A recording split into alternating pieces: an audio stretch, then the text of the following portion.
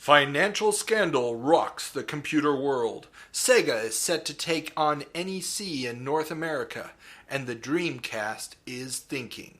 These stories and many, many more on this month's episode of the Video Game Newsroom Time Machine. Cut. Sorry. No, that was perfect. I've been waiting a long time for a chance to say this. Stop the presses. Requiescat in pace. What is up, man? It's me, Mario. Please save me. Welcome back. I'm Carl, and as always, this is my co-host, Peter. Say hi, Peter. Hi. Excellent. And we're going to keep doing that joke until it gets way, way too old. So, this month we will be looking back at the biggest stories in and around the video game industry in July of 1979, 1989, and 1999. And as always, we'll mostly be using magazine cover dates, as those are, of course, a little bit behind the actual events, but they give us at least some kind of structure. Before we get started, remember you can send us comments on Twitter at VideoGameNewsR2 or by email at VideoGameNewsroomTimeMachine@gmail.com.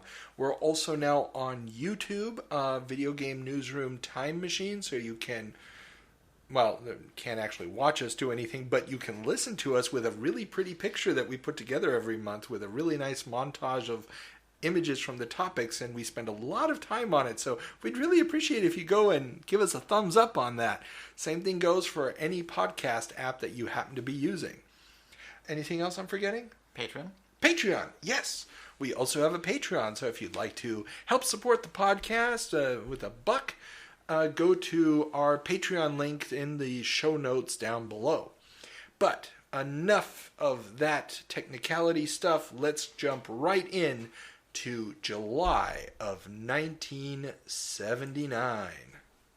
Yeah, 1979. What a scandalous year. Starting with Lloyd's of London miscalculates the risk of computer leasing business.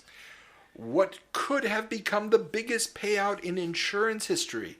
Lloyd's of London, the famed insurance brokerage trading house, has to admit that they have miscalculated the speed with which technology would improve. Throughout the 1970s, Lloyd's has been insuring computer leasing contracts. Back in the days of mainframes, most companies couldn't afford to buy giant computers on their own, so they would lease them. IBM was the biggest company doing this, but the second biggest was a company called ITEL, not to be confused with Intel. It's ITEL. Founded in 1967. While ITEL was also in the rail car leasing business, computers quickly became their core business. They invested in the development of their own chips through National Semiconductor and Hitachi, and were leasing thousands of machines out to companies. Most of this was done with pretty precarious debt structure that worked fine as long as customers didn't bail out on their 7-year lease contracts using an early exit provision, which allowed them to do this after just 3 years. Dude, let me just interrupt for a second. I'm doing the leasing stuff for the company I'm working for, and our computers have a lease duration of 3 years. How on earth could those guys think that 7 years is an appropriate lease duration? Well, you got to look at it from a couple of different standpoints here. Number one, the insurance companies and the entire insurance business is based off of precedent information. So the way that insurance companies calculate risk is by looking at what has happened in the past and figuring out what the odds are of something happening again in the future. Yeah, but how could they do this? There weren't any mainframes earlier. Stop. Well, this is where when something new comes up, like for example, Jennifer Lopez wants to insure her booty, which she actually did back in the 90s. There was an insurance policy by Lloyd of London to protect her assets. And so what do you do in the case where you don't have a on-point, is what we would call it, on-point precedent? Take the thing that's nearest to it, I guess. Exactly. And, well, these mainframes were basically large-scale office equipment. And large-scale office equipment usually ran on a 7-year lease. If you were leasing a typewriter, you'd lease it for 7 years. If you were leasing a rail car, you'd lease it for 7 years. So the fact that these guys are just trying to find an approximation without truly understanding the technology is not all that surprising, because nobody could really understand. If you told somebody in the late 60s, early 70s about Moore's law, that everything was going to double in a very, very short period of time, they would have looked at you being like, are you out of your mind? That can't happen. That has never happened in human history where technology has moved that fast. Mm-hmm. When was Moore's law developed? In the, I want to say early 60s, maybe late 50s. Let's take a look.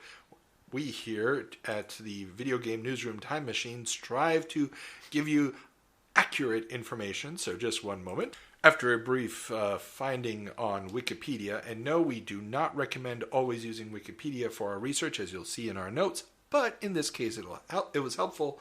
It comes out of a paper that apparently Moore wrote in 1965. So they could have known it. Well, if they did their research. Well, remember, he's talking about doubling every year in 65. In 75, he changes the forecast to doubling every 2 years.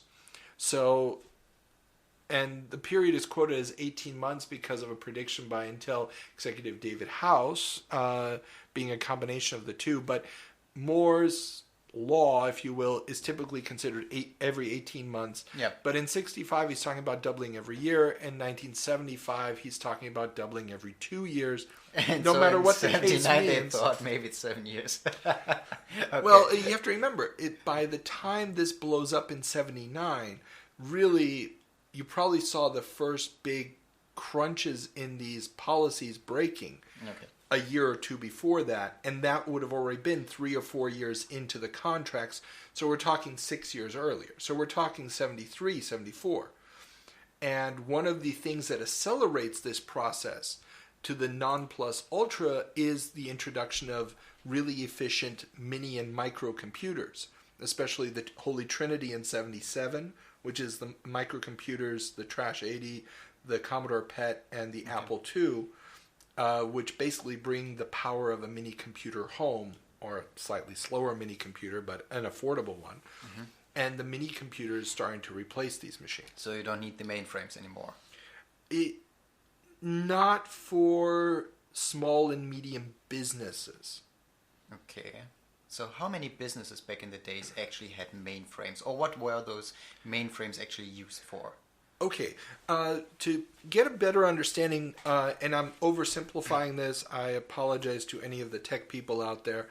The mainframe was basically the only computer. You would log on to it either through a dumb terminal, or you'd bring your pile of punch cards or your program, and you'd type it in or input it into the computer, and the computer would spit it out in the order it got the command. So the computer would be a constantly running machine that if you weren't using it, well, it was still on.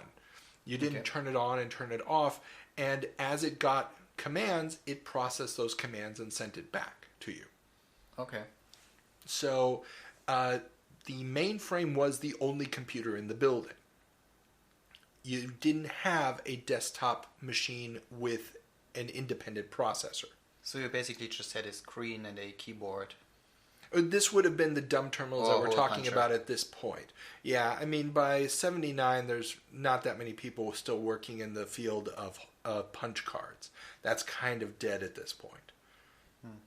There might have been, there probably were still some older machines that were running on those principles, but it would have just been way too inefficient for the kind of data that people are moving around at this point. Okay.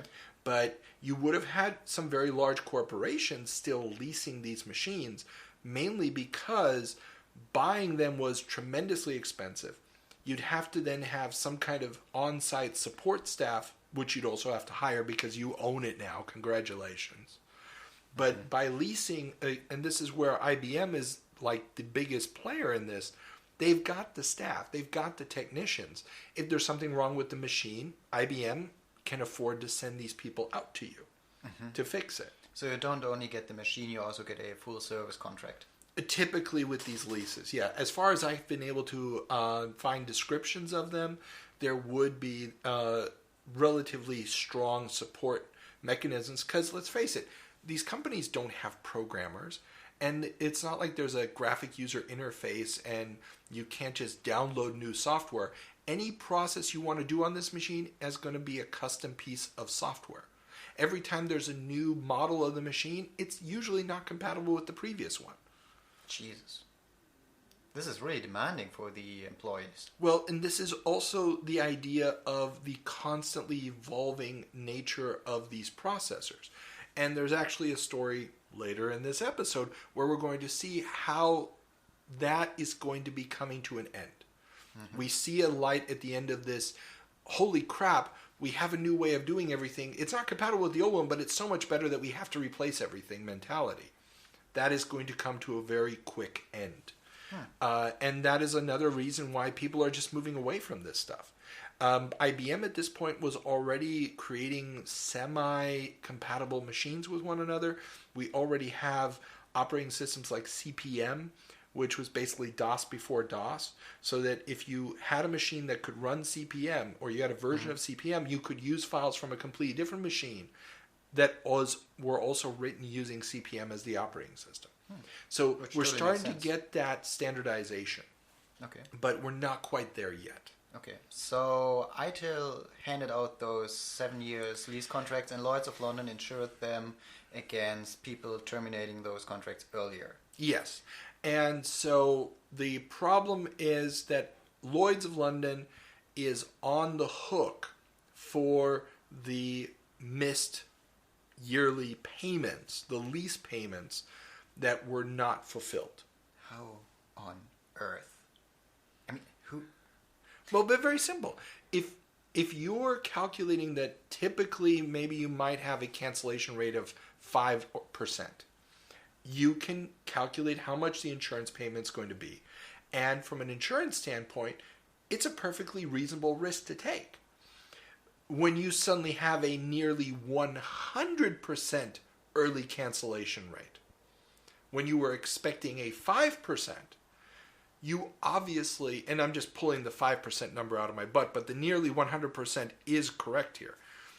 What you end up with is the premiums collected by Lloyd's will never, ever cover this. So Lloyd's went bankrupt. Yeah, well, yes and no. We'll see. So what ends up happening is here that Lloyd's insured about $1 billion worth of policies in this business area. And we're talking 1970s, $1 billion. That's quadruple that number, at least by modern standards. Now, sadly for them, computers got faster and cheaper, and despite high interest rates, remember this is also the time of extremely high interest rates, where a mortgage could cost you up to 20%, okay? We're not talking your 1.52% mortgage that you might get nowadays if you got a halfway decent credit rating. We're talking up to 20% for a home mortgage, let alone a risky business loan. And so they had the high interest rates, but the machine, so the high interest rates kind of compensated because the money they got in, they invested and they got high interest rates back on it. But despite that, there's still, the discrepancy is too large. So clients were more than willing to move to either faster mainframes or switch to mini and microcomputers. ITEL, this company that was the number 2 in this business, they did end up surviving the fracas barely and had to file for Chapter 11 bankruptcy, mainly because Lloyd's had only paid a fraction of what ITEL claimed its losses were by the early 1980s. So ITEL is suing Lloyd's, and Lloyd's just basically didn't pay them. Lloyd's just refused to pay. And so they were just like, no. Basically, and ITEL is a company going through bankruptcy. Taking Lloyd's to court is going to cost them probably more money than anything else. So It's going to Lloyd's just drag had on to for wait. Lloyd's basically just sick their lawyers on them and let it play out until Keep they busy. until they settled. They got a fraction of it back as a settlement, and that was it. But didn't they have a a insurance contract with Lloyd's? So wasn't Lloyd's actually obliged to pay the losses? Unless, of course, they say no, and then what are you going to do about it? Do you have any security that you're holding on Lloyd's? Well, surely Lloyd's reputation went down the hill? Oh, yeah. Is Lloyd still around? Yes. Is ITEL still around? No. You do the math. So, if you are the most important insurance company or the most prestigious, probably not the most important, but the most prestigious insurance conglomerate, it's not a company, I know. Before somebody writes something in the comments, I know Lloyd's is not a single company. It is basically just a clearinghouse for insurance policies, but still. Basically, yeah, that it doesn't matter. Lloyd's got away and only had to pay a fraction of what they actually owed, and that was okay. And ITEL basically went up the creek went down the creek without a paddle. So kids, never doubt Moore's Law. And never trust insurance companies. Especially if you know that they're making a huge mistake and you think you're pulling the wool over their eyes. Once you get into the billions, they don't care. So, okay. Enough skepticism about big business. Yeah, Lloyd's, we love you. Yeah, exactly. What's our next story? I can't read it for the hell of it. Norman Henry Hunt's second bogus computer. Company blows up. Exactly. Oh my goodness. Okay, it's going to be one of those episodes. Okay, everybody. So, Norman Henry Hunt is a name that very few people have heard of nowadays. Yeah, I haven't. And it's a kind of a complicated story. We're going to gloss over it really, really quickly here. There is a great link to an extensive article about this in the notes. I highly recommend you read it. I can't do it justice here other than to just read the article to you. And I feel that the original author deserves better than that. But this was in all the big magazines at the time. Creative Computing, actually, the editor of that magazine had personal dealings with this guy to the extent where his wanting to visit the guy's company actually led to the company breaking down. So this guy, Norman Henry Hunt, his first persona was supposed to be this Army veteran who was into computers. He became close friends with a bunch of the computer geeks in the California area and started selling them very, very cheap computer equipment. It was basically under market value. Everybody was like, oh, this is great. They didn't quite know how he was doing it, and then it turned out that what he was doing was using orders to finance more orders, to buy a handful of the equipment of the inventory he actually needed, and then taking the rest and running once he hit critical mass.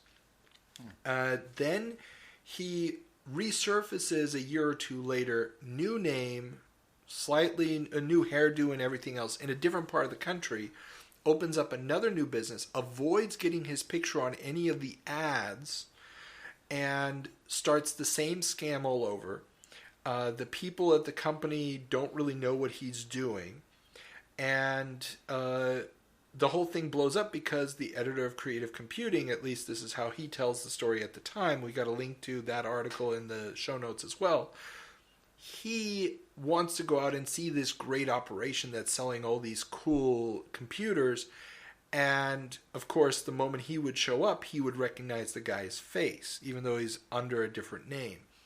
The whole thing, again, blows up. He tries to disappear with the money, ends up getting arrested, goes to prison, and then kind of falls off the radar. I was able to find one reference online to a guy who looks like he's this guy. The birth date and so forth adds up, and it looks like he passed away in 2003. Now, the thing to take away from this is the first big scam of the home computer industry. There would be other ones later, and some of the other ones would be bigger in scope, but they didn't hit as large a percentage of the computer community.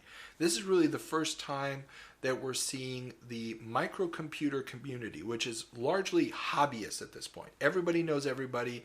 Everybody is reading the same 4 or 5 magazines, knowing what's going on, and this idea of trusting one another and feeling like, oh yeah, we're all in this together, disappears to a certain extent after this event. It's kind of sad, but it's also an important growing moment for this industry. And with that being said, there's alarms in the background. I'm not sure if they're being recorded, but oh well. Comments. Yeah, comments. Can you remember in one of the earlier podcasts we talked about that I really have a problem with software being sold out of a garage, and the guy who sells the software is like, hey, send me money, trust me, I'll send you the software after you send me the money, I promise, And I had the problem with, how can you trust someone? And you said, okay, today, or Amazon, for instance, is basically the same. You send them money and you trust them to send you the whatever you order. But, this is it's like a big warehouse, and many people do it, many people trust it. But this is basically just a guy who has enough money to set up an ad in some magazine. eBay, same thing. You trust that some random guy who's got some used piece of stuff that you're interested in is going to send it to you. Yeah, and there are so many warnings about guys who actually committing fraud on eBay. Well, but remember, this is where the feedback comes in. This is where people were trusting. They'd go down to their local computer meetup. And this is why he starts his first scam at one of these computer clubs. Because if you know somebody who has bought something from him, and you're like, hey, can you trust this guy? He's like, yeah, sure, I ordered my stuff and I got it. And this is why he was sending out the stuff at first. And people trusted it. And because it was such a tight-knit community, because all he needed was a couple ads in the magazines, and because everybody knew everybody, you assumed that the magazines were, vetting these out. Checking the ads they were placing. Well, they were vetting them, yeah. They were making sure that everything was on the up and up. And they had, up until this point, really no reason to doubt this. Mm-hmm.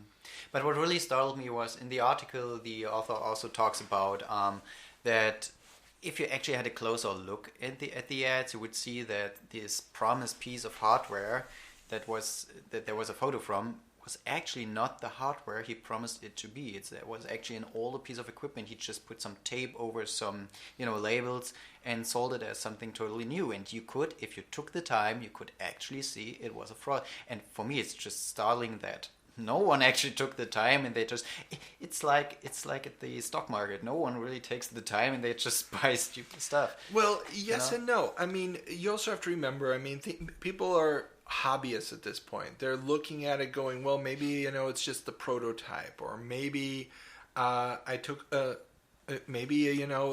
this was an early picture, or maybe there's some other part of it I haven't seen yet. This is all extremely, a lot of these magazines, like for example, Soft Side, which is a magazine that was very, very popular, basically was just some guy typing stuff and then copy and pasting and photocopying it. That's the level of quality of some of these productions. It's fanzine level for the most, not for the most part. You had high-end magazines like Byte and Creative Computing and stuff, but it still is one of those eras, or it is the era of computing where it is the Wild West. And the fact that such a relatively large percentage, it's not everybody, but a relatively large percentage of computer users got hit by this is kind of a shock moment.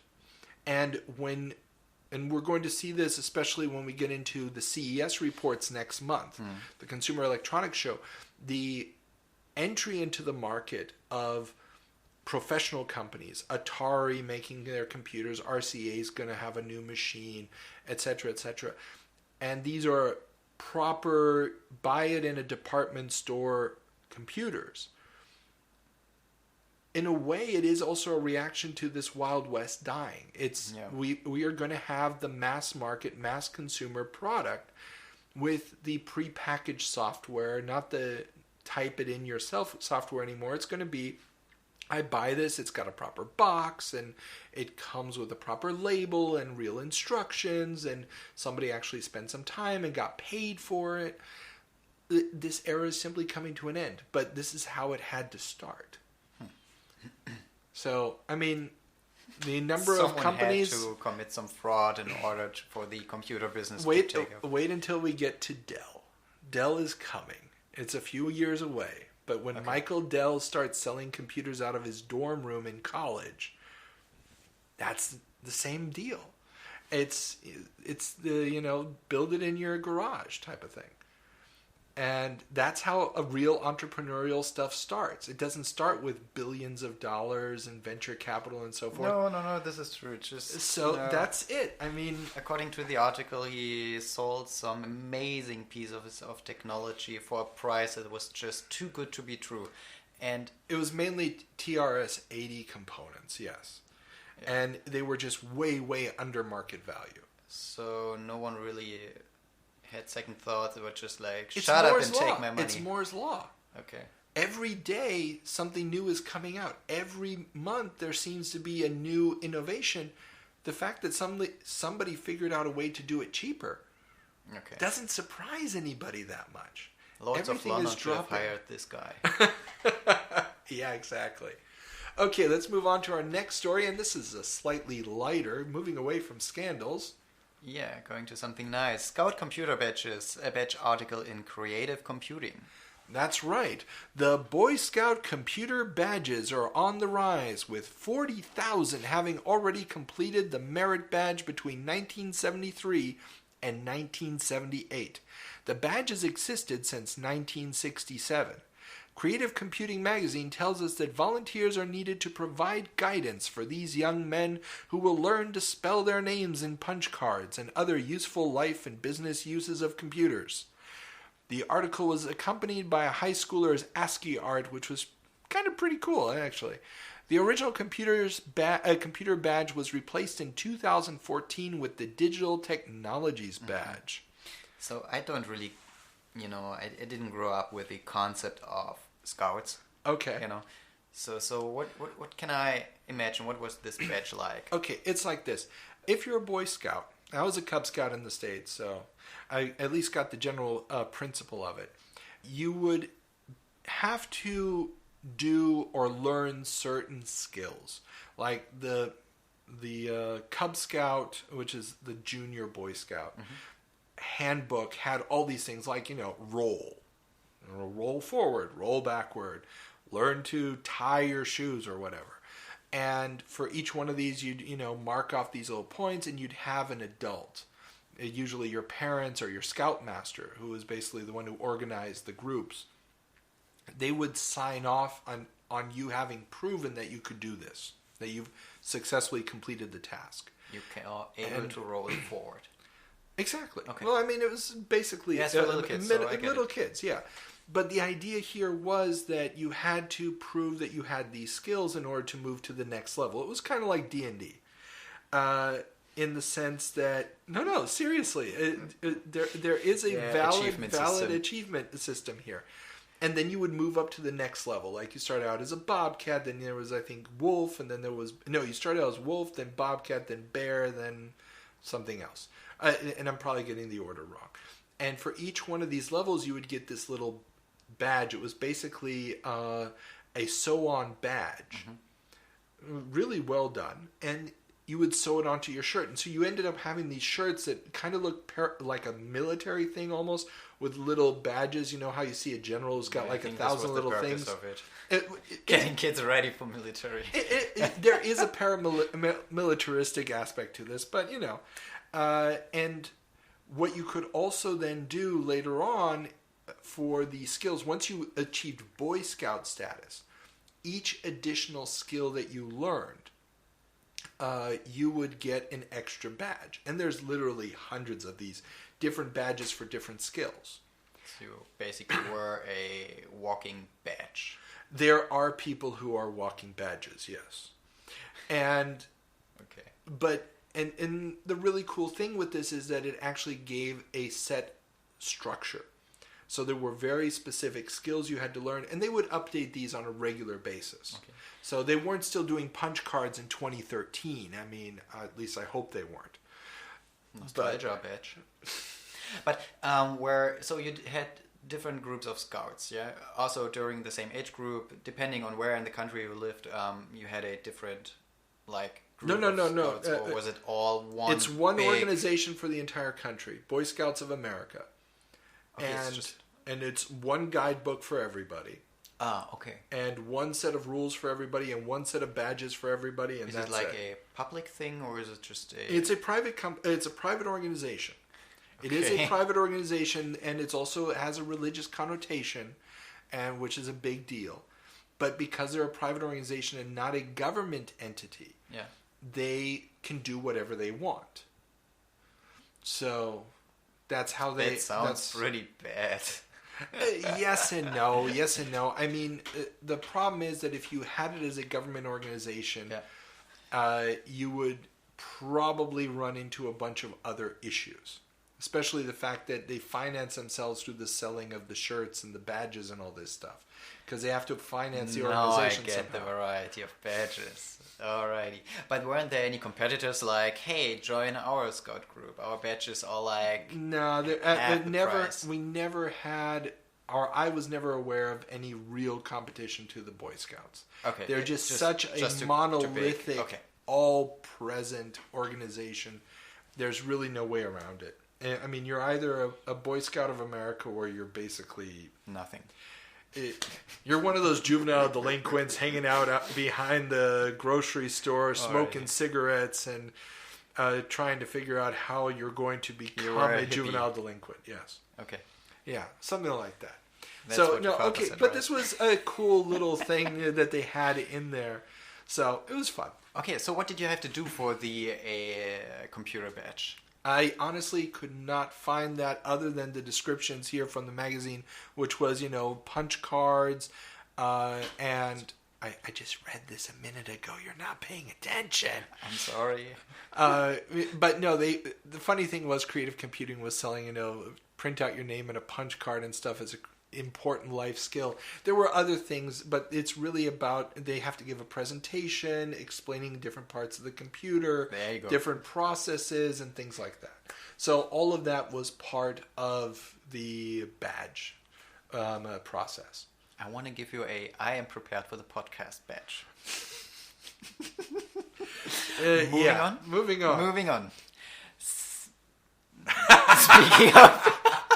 Speaking of being prepared for the podcast, this pronunciation is... I'm going to butcher this. Santa Paravia and Fumaggio ad. So the legendary game Santa Paravia is advertised for the Trash 80. Now, while this game is not as well remembered today as it should be, it is one of the first big economic building strategy games that would lead to titles such as Civilization. One of the most well-known games it inspired, at least here in Germany, is the classic resource management Kaiser, which was basically a one-to-one copy of it for the Commodore 64 later on in the early 80s. Okay. Now, the big thing with this game, other than being a forerunner for the resource management economic simulator genre, is also that this ad ran in Kilobaud magazine, and there was also a similar ad, I believe, a month later in Softside magazine. Now, up until this point, magazines like Softside and Creative Computing, which had type-in listings, were also software distributors and publishers. They had the code printed in them. Well, they had code printed in them, but you could also buy finished versions of the programs that had run in previous magazines, as well as expanded versions of those games through the publishing arm of the publication. Okay. So the magazine was both buy it to learn how to type stuff in and hear the latest news, but also they were running publishing operations. And in these early Makes days sense. when even the most complex game could still be typed out on 4 or 5 pages, not a big deal. Now, next month, and I haven't decided yet if we're going to put it there, we might as well just talk about it now. The editorial in Softside magazine, which was for the dedicated to the Trash 80 at this point, the TRS 80, sorry.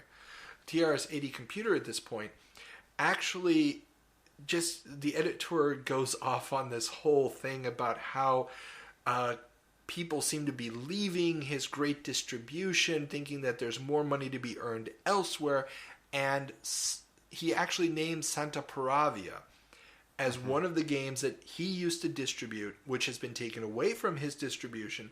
They've gone to this separate company that is now advertising in his magazine, and he says, I'll make more money off of the ads than they'll make off of the game itself, and you should be happy with $300 a month because there's really no money in software, and people don't want to pay for software anyway. They're just pirating it.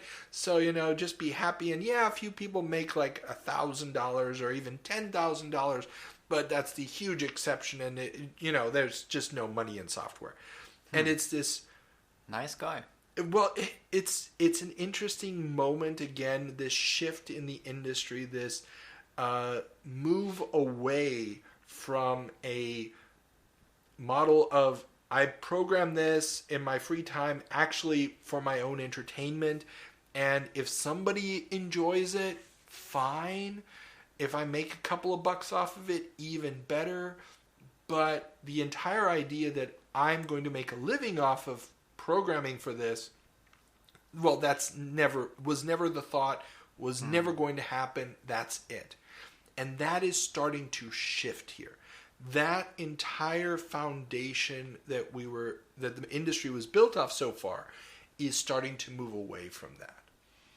I mean, those editorials, they are always pretty optimistic about the industry, aren't they? I mean, last month, or was it the May episode, where there was this guy whining about the console market? Well, that was dumbing down but that's games. in '89. Yeah, sure, still. Well, yeah. Remember, the editorial was very positive on the keep sending me your programs for virtually nothing, so I have something to put in my magazine, and I can make a profit off of selling the magazine business model. Yeah, which I can totally understand as being an editor. Sure. Exactly. But, okay, so this was, just seeing this ad, I thought, deserved mentioning because it is an important moment, even though it's happening behind the scenes. Next big story. Which happens at the scenes, or in front of the scenes? I don't know. Minnesota signs deal with Apple. Yes, probably the largest and most advanced computer program by a public education system in the USA at the time was the Minnesota Educational Computing Consortium. This was an organization that coordinated computing resources for school districts around Minnesota. Up until this point, their main area had been making mainframe time available to school districts through remote access. Now they are moving to the next step: personal computers for the schools. After a bidding process, the machines they have decided on for their schools are the Apple II. This will begin the still present relationship between schools and Apple products, which dominates the USA to this day. Apple would also profit mightily from the alliance, and many of the mainframe programs Minnesota already had would get ported to the Apple machines, including the amazing and legendary Oregon Trail. And Apple is profiting today still from that deal, isn't Yeah, they are still the most commonly seen computer in public schools in the U.S. I mean, the universities in the U.S. I visited, and okay, I didn't visit that many of them, but still they were all using Apple. The schools I saw, they were all using Apple computers. And of course also the teachers then would in the private homes would use Apple products, and this is where this came from. Exactly. It starts right here. At this point, the most sold computer by a long shot in the U.S. is the TRS-80. It's got the most widespread most widespread technical service staff through the Radio Shack stores. Remember, this was Tandy's machine. The logical step would have been to buy that machine. because every little town had a Radio Shack or had a Radio Shack nearby. You could have gotten some kind of technical support. Apple is not that big of an operation at this point. Getting the technical support out everywhere is more difficult, but the big advantage Apple has at this point is that it has an actual graphics mode, which the TRS-80 and the Commodore PET don't have. And they have the expandability in there, and that is what makes it interesting for the Minnesota school system. So they're looking at it and going, okay, we need graphics. If we're going to get the little kids on the machine, we need graphics. And so they go with Apple. And because Minnesota was such a big and important computer program, and they had already developed literally dozens of games and programs for their mainframe system, this was just an obvious place to go. And once they started porting all of that software, or a huge chunk of it at least, over to the Apple II, well, guess what? Now every other school district that wants to make this decision has to say, well, if we buy any other computer, what's the educational software availability? And the educational software availability on the other machines is basically not as good as the Apple, because Minnesota has ported all of their programs to this machine. And now you can just have your pre-made package with wonderful guidelines and books and explanations of how to use it and everything else, and the experience from the Minnesota people on how to do it. And also, I think this is a nice example of once the public sector decides on something, they are basically locked in forever. Pretty much. I mean, even though they moved from the Apple to the Mac, which was not compatible, which had no real relationship from a product standpoint, they could have gone to any other platform after abandoning the Apple II.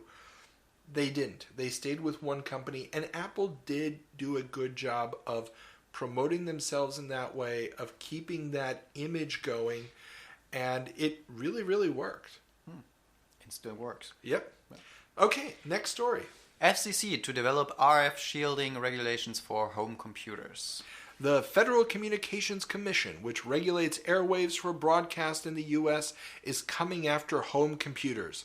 Consoles have been subject to this from the beginning, but the dawn of home computers, which also have video output circuitry, has finally gotten the attention of the FCC. In 1979, most machines used monitors, but more and more TV adapter options were coming online.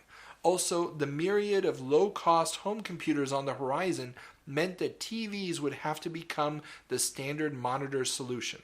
This led to some often flimsy RF shielding solutions, which more often than not were no more than heat traps. So as soon as you can hook up something to a TV, the FCC is responsible. As soon as you're sending out a signal that could interfere with the television or a radio, then they get to play along. So if, for example, the early consoles, what they were doing was, and anybody from North America will remember these weird little switch boxes with little fork-like connectors that you had to screw onto the back of your television set. What they were basically doing was just sending out, and I'm oversimplifying again, sorry to any of the technical people, over a cable they were sending out a radio signal, which the television could then interpret into commands for the beam that drew the picture on the screen. Okay. So they were basically sending out a television signal that replaced an existing television signal.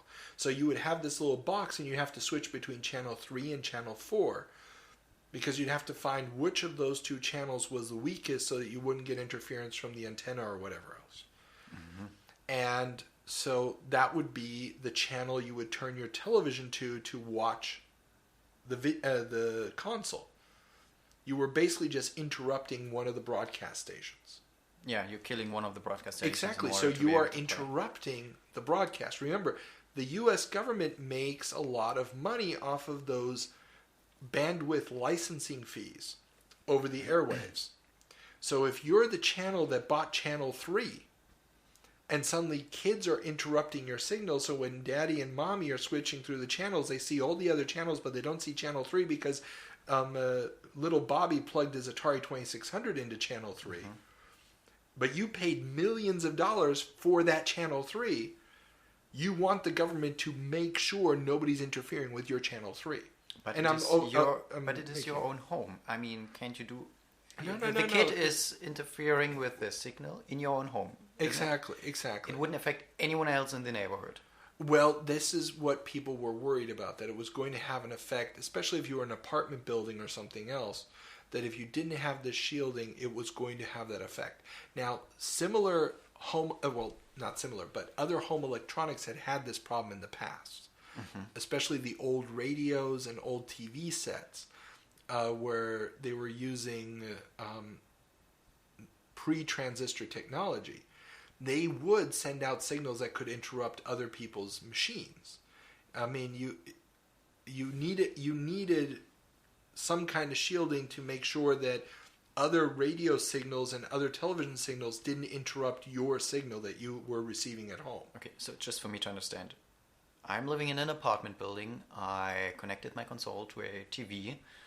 I set the signal to channel 3, and there's no shielding whatsoever, or the shielding isn't good enough, strong enough. So my neighbor basically is watching me playing this game.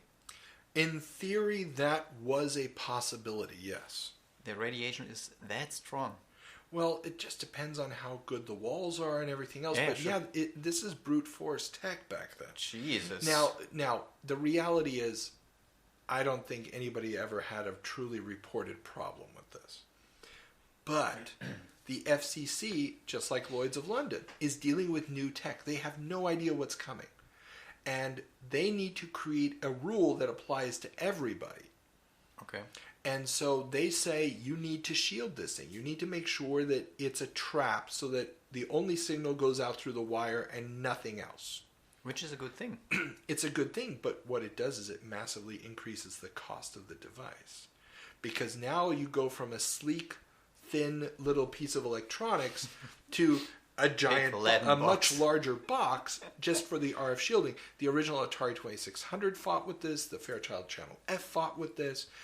The original Magnavox Odyssey had to fight with this.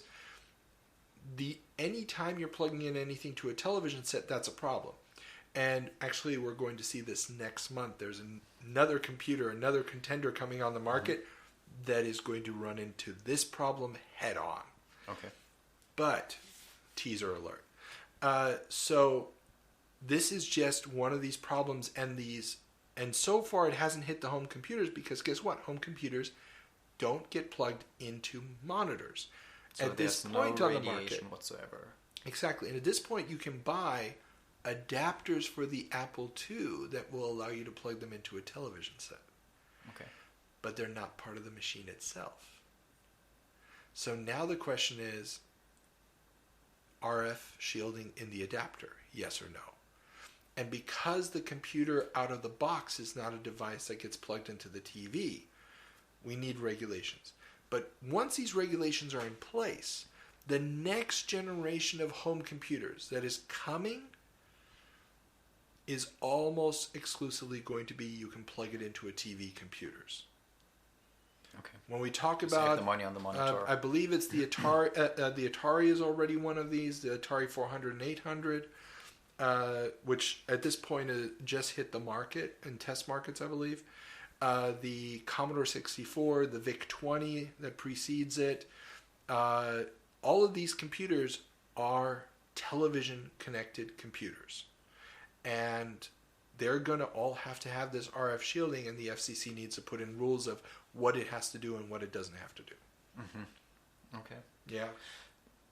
So. Well, still, I think it's a good thing. So you don't have all this background radiation. Of course, in your home, of course. You just let the console explode. It needed to be done, but a lot of the manufacturers go quite flimsy with this, where you get like silver-lined cardboard protectors and stuff inside the computer, which if they got too close to something too hot might catch on fire. Minor technicality. But yeah, so it's a sign of the evolution of the market. Okay, Next. The 16-bit processor war is on. Oh yeah.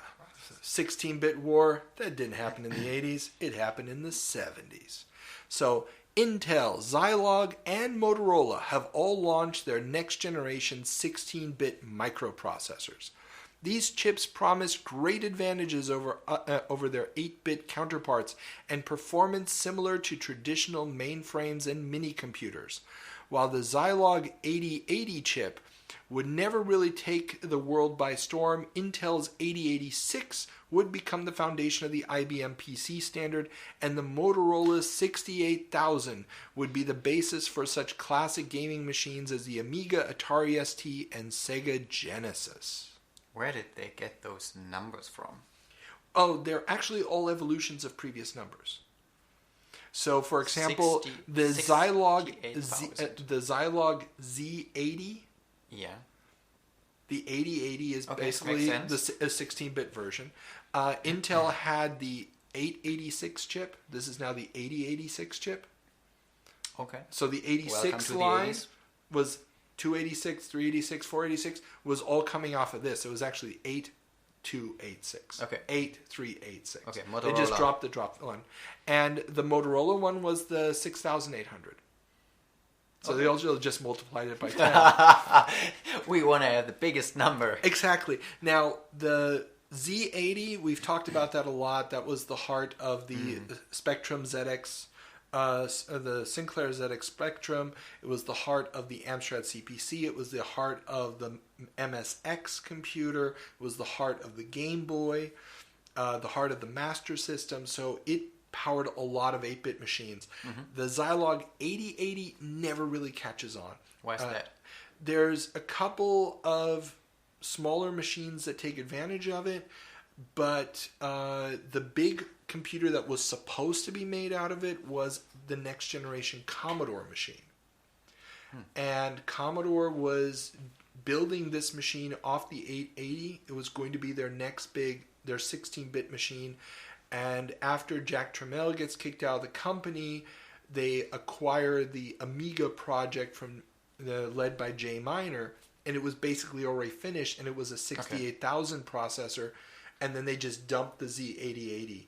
And so nobody really caught... the Z8080 never really caught on. And of course the 8086 processor from Intel just becomes the IBM compatible, and well, the rest is history. So very interesting times, but this is all happening in 79. The one company that doesn't have a 16-bit processor here is MOS Technologies.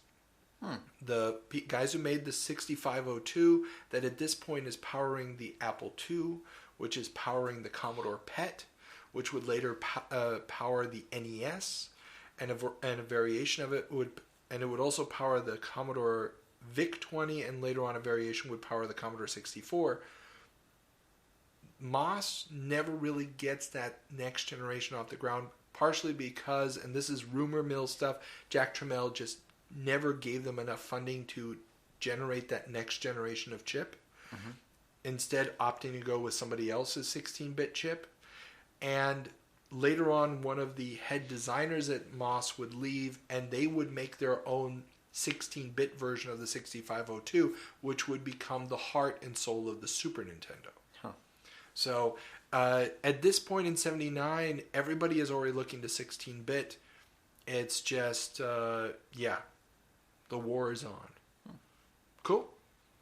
And our last computer story. Yahtzee by L.O. Oh, yes. So I came across this doing the research for the month. There was a type-in listing in Softside magazine for a Yahtzee dice generation program. And it was written by Al Lowe. Now, for those in the know, Al Lowe is the legendary designer of, amongst other things, the Leisure Suit Larry series. And I was like, wait a second. I know Al Lowe got his first machine in 79, but it was an Apple II. Where is this trash 80 listing coming from? So I Sent an email to Al. We started talking a little bit. He told me no, he's not this Al Lowe. He's never heard that there was another Al Lowe programming at that time. And he asked me if I ever did track down the guy, that he should, I should let him know, because he'd love to meet this other Al Lowe. So first off, everybody, if you know this Al Lowe, or if you have any kind of contact with Softside personnel from back then, and you can trace who this person was, we'd love to find out. Let us know, please. Send us an email. Second, I asked Al Lowe if he could give us a quick little soundbite or something for the episode, sorry, not me. And he was kind enough to say, well, instead of that, why not just do an interview with me? So we have actually set this up for next month in August. We're going to be interviewing him, and we'll be posting it early on for our Patreon supporters. If you're a Patreon supporter, we'll post this on Patreon as well. You can send us some questions to ask Al. We're going to be running an interview. I mean, we could do the thing that I'd love to ask him about, a million questions about Leisure Suit Larry, because it was literally my favorite point-and-click adventure series. Sorry, Monkey Island. But I think what's going to be more interesting and more appropriate for this podcast is to really look at his career in the industry, because he starts out with his own company together with some other people. Then he basically becomes a full-time employee of Sierra. Then he becomes a contractor for Sierra. And after that, he's been involved with every other aspect of the industry. He was also at a .com for a while. He's been part of a crowdfunding. He has seen every iteration of the industry, starting all the way back in the late 70s. So that's what we want to focus on that interview. So as a programming note, again, if you want to get that interview early, we will be posting it later on the normal feed. And if you want to be one of the people who gets to ask him a question through us, join us on Patreon. Okay? So Al Lowe in August on the Video Game Newsroom Time Machine. Anything to add there? No, I'm just so startled that Elo is actually giving us an interview. Exactly. Believe me, it's a dream come true. So I didn't expect it at all. Okay, next story. And connecting to Yahtzee. Connecting to Yahtzee. MB is hiring engineers and programmers. That's right. Venerable board game maker Milton Bradley, famous for such games as Yahtzee, Stratego, Risk, and Twister, is looking to expand its successful line of electronic games. We've already talked in past episodes about how Simon was the runaway hit of Christmas '78, and their Multivision handheld console is coming for Christmas of '79. So they need engineers and programmers to build up their product portfolio. Now, MB would have mild success with the Multivision. It even got into, I believe, the first or the second Friday the 13th movie. But the big thing here is that Milton Bradley would continue to make electronic toys, and later on, they would actually publish some games for the Atari 2600, the 5200, 7800, and the NES, but primarily licensed titles from other manufacturers. Everybody seems to want to get into the video game business at this point. It's a coming. It's the future. Exactly. Now, next story. Yeah, let's move on. Intellivision stats and release date set. Oh, and there will be a keyboard. Apparently. Just in time for Christmas, Mattel will launch the Intellivision, the first 16-bit console running a CP1600 chip, which was based on the PDP-11 design, will ship in July as the master component, which was essentially the game console itself. Later in the fall, a keyboard add-on, which would take writable media, aka cassettes, and have an additional 6502 chip and 16K of RAM, would follow. And this leads me to the question, what is the difference between the console and a computer? Because this thing has a keyboard, you can write on cassettes, it's basically a computer. Well, and remember, we had already this conversation a few months back at one of the other trade shows where we had a quote from a guy at Mattel saying that they're moving towards the bridge, but from consoles to home computers. Consoles were seen by a lot of people in the industry, Atari is in this batch, as a stepping stone to getting to that home computer. And the Intellivision is an interesting example because we're dealing with the very first 16-bit CPU. Extremely powerful machine for its time. And the master component, this main CPU thing that's mainly for games, that's got the video out and all this stuff, is supposed to then be enhanced and be turned into a full-blown computer. And the whole thing was going to cost under $500. Oh, that's true. And so this is a massive, massive thing in a world where buying a Commodore PET, a Trash 80, is going to cost you about $1,100 to $1,200. Doesn't have any color, doesn't have any graphics, and doesn't plug into your television set. And so this is a huge deal. Now, a hardware component to make it into a computer, the keyboard and the disk drive and the cassette drive, are not going to come out immediately. They're not going to make that fall release schedule. It's going to be delayed for almost 2 years. It's only going to get a test market run in 2 cities, and then they're going to sell a few of them by mail order until they're actually, and they're going to get sued by the government for not having released it because so many people will complain that they bought the original console because of the promise of it becoming a computer. So it was basically a big scam. It wasn't a big scam. What ends up They happening promised internally, something they didn't deliver. yeah, but they never planned on not delivering it. Okay. A scam is when I tell you something knowing that I'm not going to do it. They literally just thought, well, you know, if we delay it a little bit more, we can redesign it. And there's stories about the constant redesigns and wanting to improve it and so forth. But at the same time, then suddenly realizing this is no longer marketable. It's too expensive. They basically get one-upped by actual home computers that don't come in parts. Okay. Especially the VIC-20. The VIC-20 just murders them because it's more powerful. It can do more stuff even though it's an 8-bit processor. It also hooks up to your TV and it's upgradable. Suddenly you can just, if you want to pay more for a disk drive, you can pay more for the disk drive. If you want to just have tape, you can have just tape. Oh, you want to play games on it? It's got games on cartridge. You plug them into the back. And so on and so forth. Oh, you want a regular joystick as opposed to this weird analog disc thing that they had, which was good for some games and terrible for others? Try playing a Pac-Man style game on that thing. Not a fun experience. We've got those too. So the versatility of the VIC-20 is kind of that's the nail in the Intellivision's coffin, in my opinion. Okay. And the government sues Intellivision for not delivering the keyboards. Yeah, we're going to get more into that in a couple of years when we really get into that story because it's way more complicated than that. Yeah.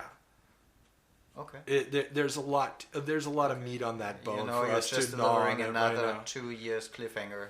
Of course. Wonderful. That's the beauty of this format, dude. That we just sort of get to glance over stuff as we go through, but once you get the whole thing as a whole, it'll really be amazing. Yeah, we promise you in 10 years we'll give Winter is coming, okay? Yeah. See? It's just like Game of Thrones.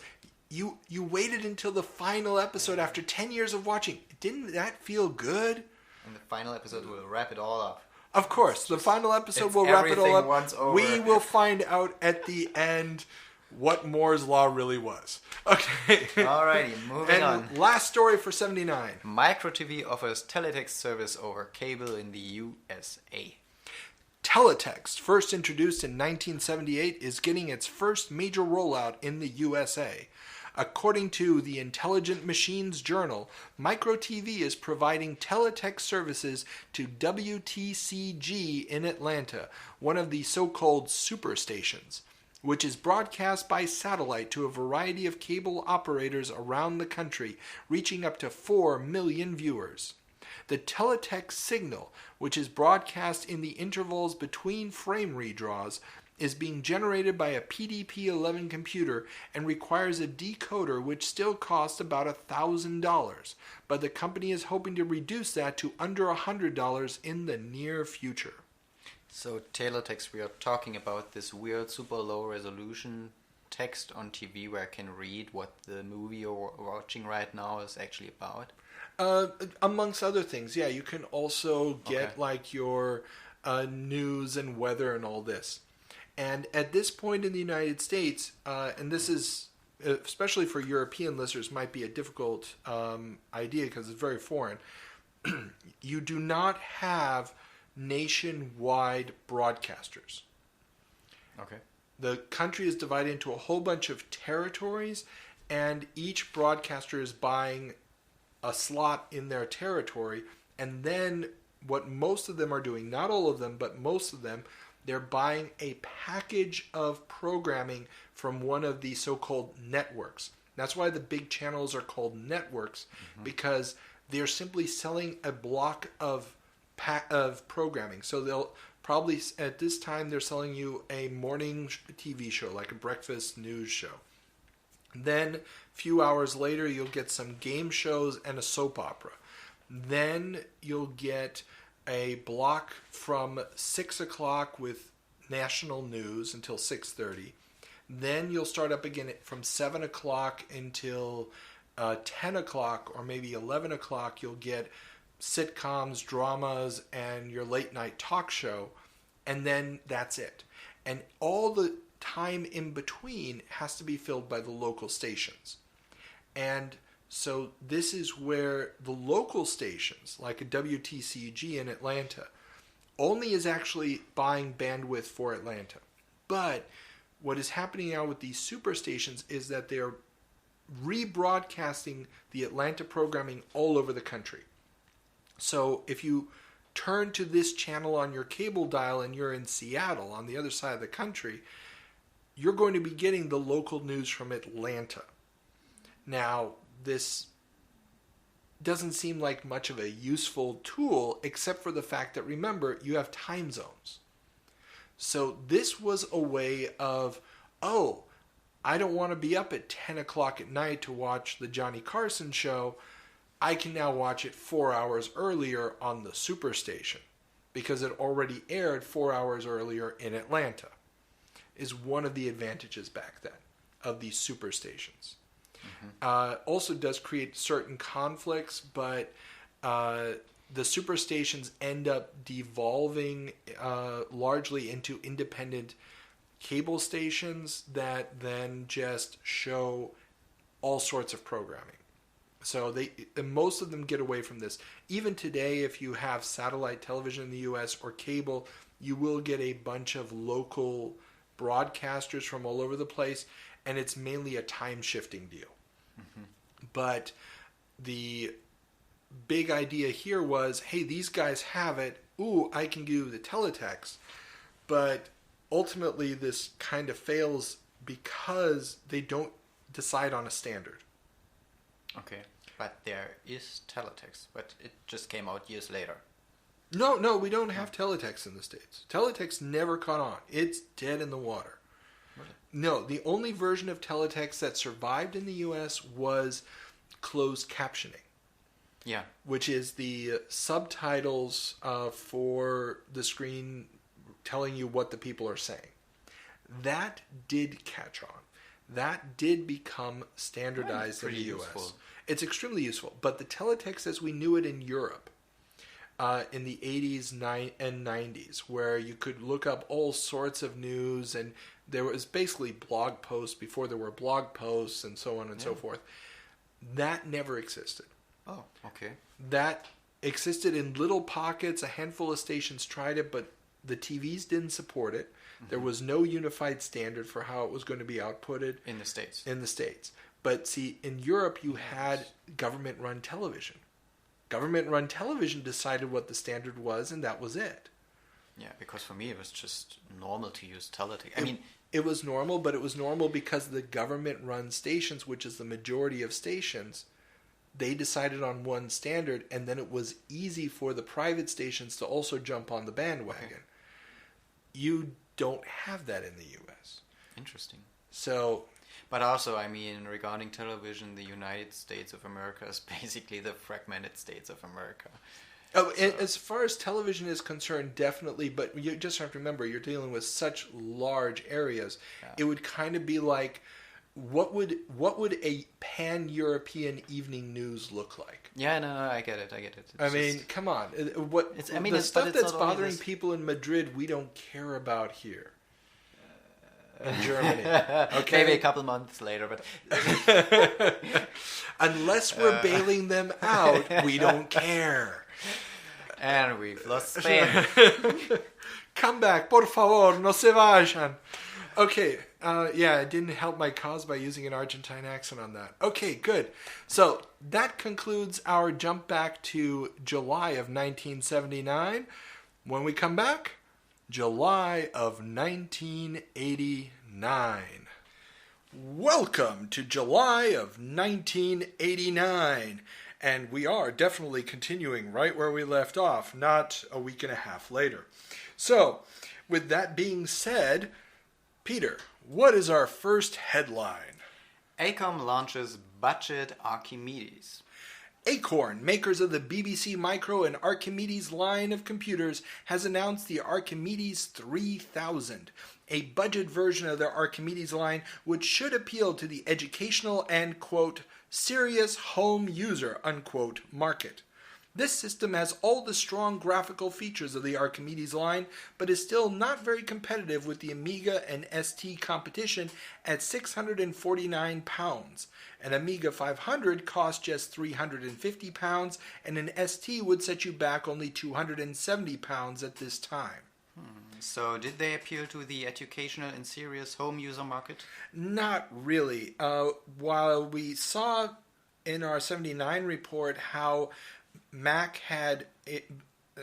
Apple had managed to infiltrate the American educational market with the Apple II, and then was also successful later on transitioning from the Apple tech to the Macintosh tech in American schools. The Acorn guys tried to do a similar thing with the BBC Micro, which had originally been commissioned by the government through the BBC as an educational computer, and transition that to their 16-bit Archimedes line of RISC-based machines. And unfortunately, it just wasn't grabbing hold. Some Archimedes had been shipped to schools in England, but by this point, the big push for everybody learns to program and so forth had kind of died out, and the home computer market simply belonged to the 8-bit machines and the Amiga and ST. The Archimedes, even the 3000, was never really going to make much of a dent in the market. Also, I guess it was way overpowered for what people at home actually needed, right? Well, yes and no. There's you can always have more power. I mean, that you can always get more. And computers kept getting better, and people kept asking for more stuff at the home.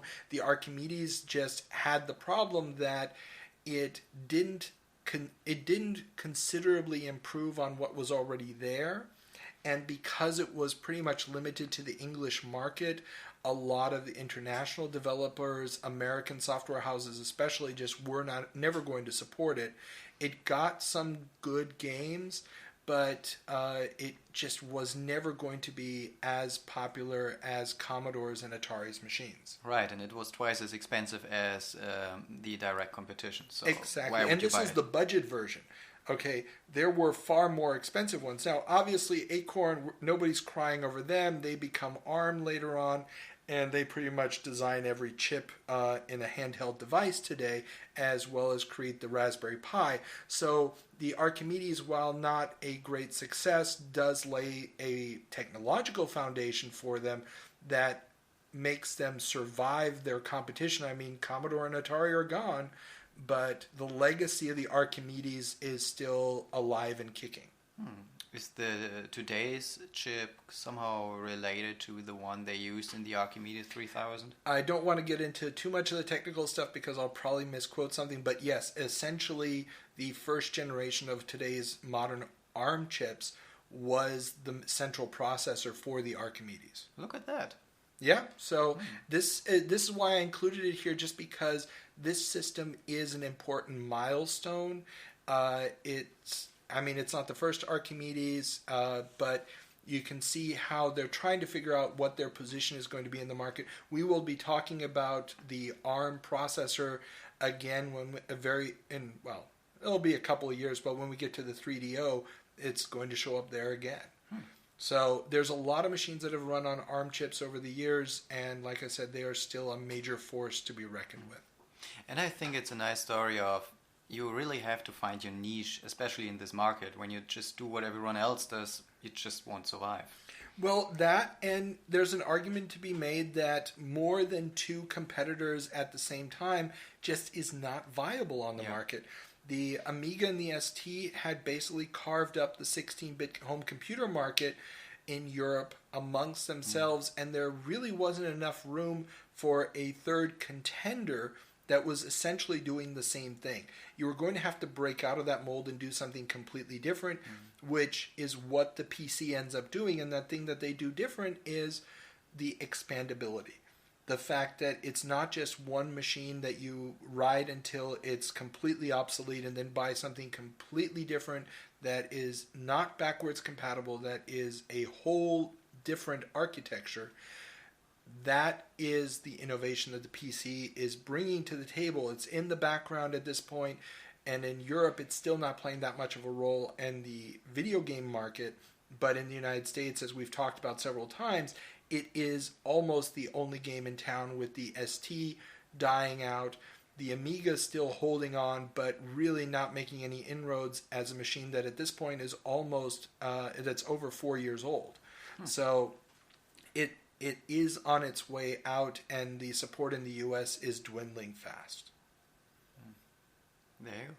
There you go. Moving on. And this leads us to a bunch of stories about publishers. Yay! All right, starting. Origin becomes its own publisher. Origin Systems announces that they will begin publishing their own games in a move that is becoming more and more prevalent in the industry. We saw it a few months ago with Interplay.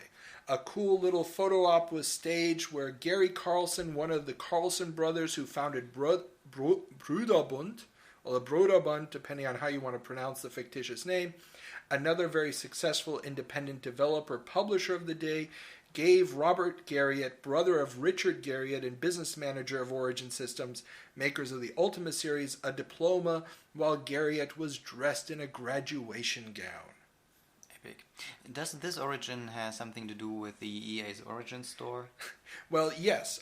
Origin at this point is known for the Ultima games. It's basically...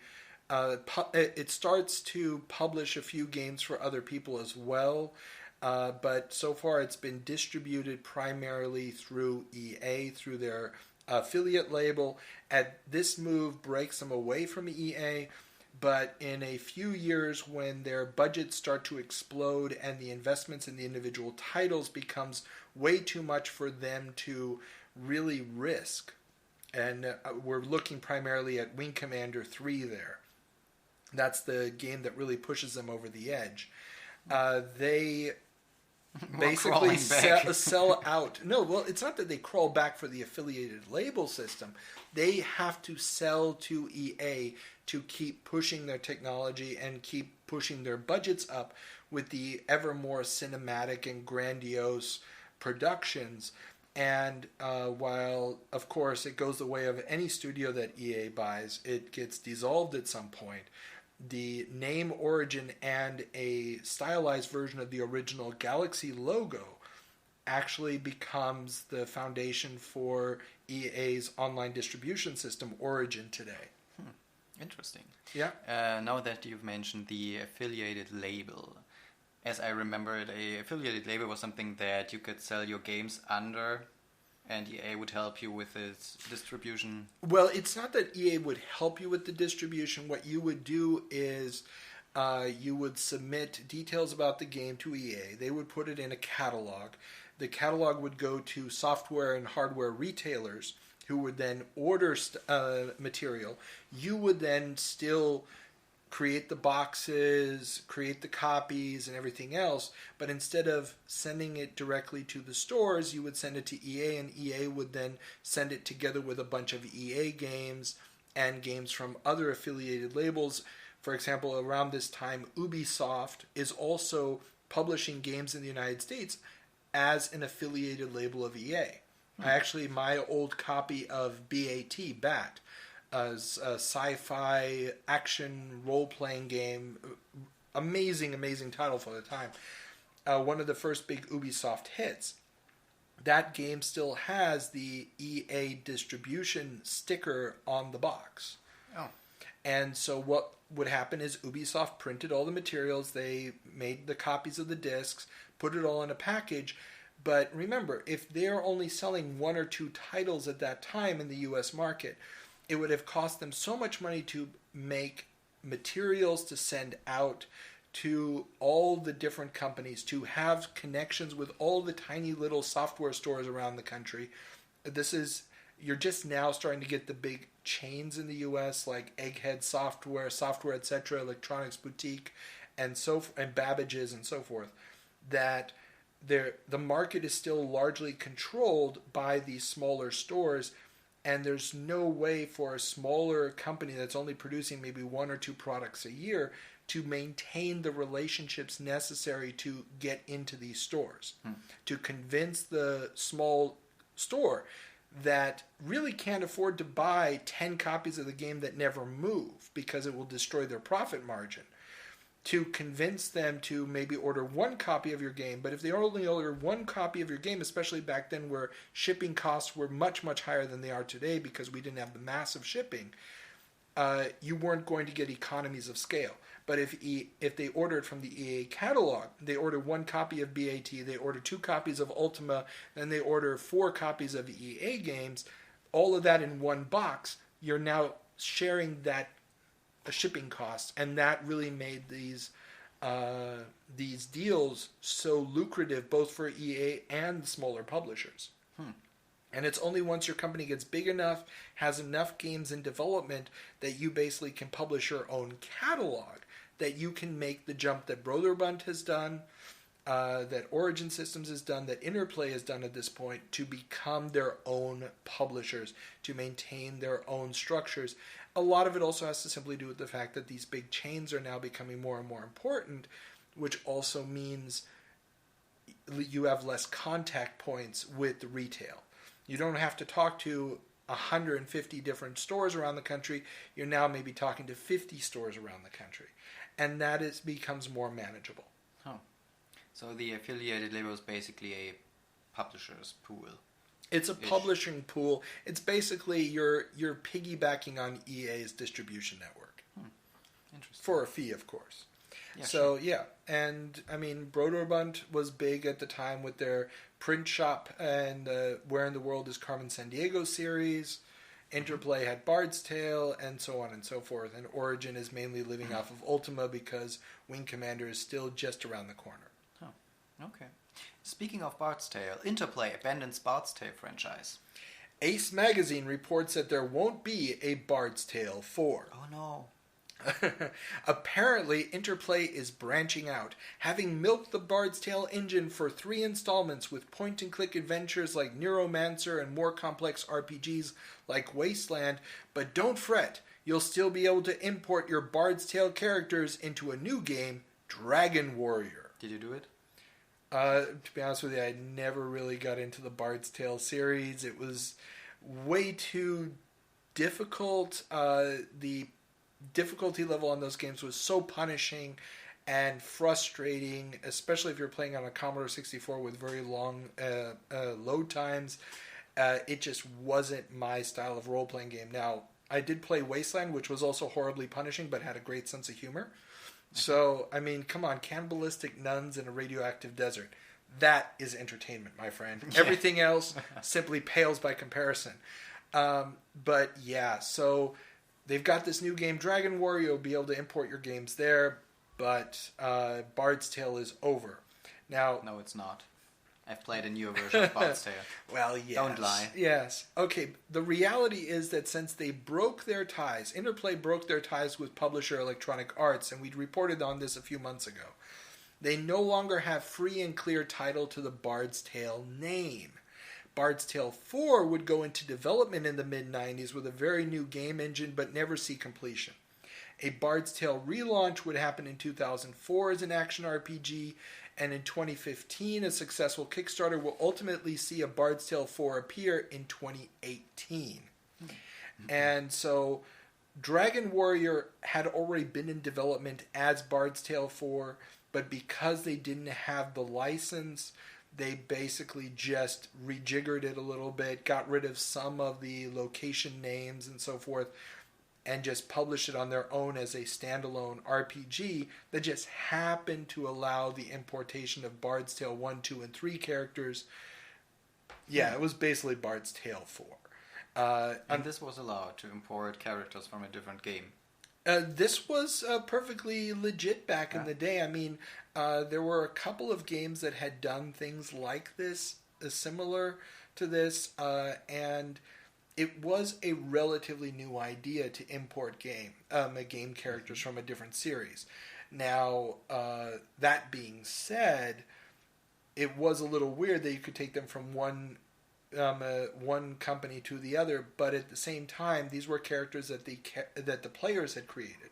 So the character names were not copyrighted by... Oh, they had custom names. Well, of course, you were creating your party. You've never played a role-playing game? Well, I've played a role-playing game, obviously. It's just not... no, you've played all the modern stuff where it's all on rails. No, this is real old-school computer RPG. And so, okay, let me explain it to you younger folk. Hear the old wise men speak. Exactly. For example, Wasteland is the perfect example of this, where most of the dialogue in the game is not in the game.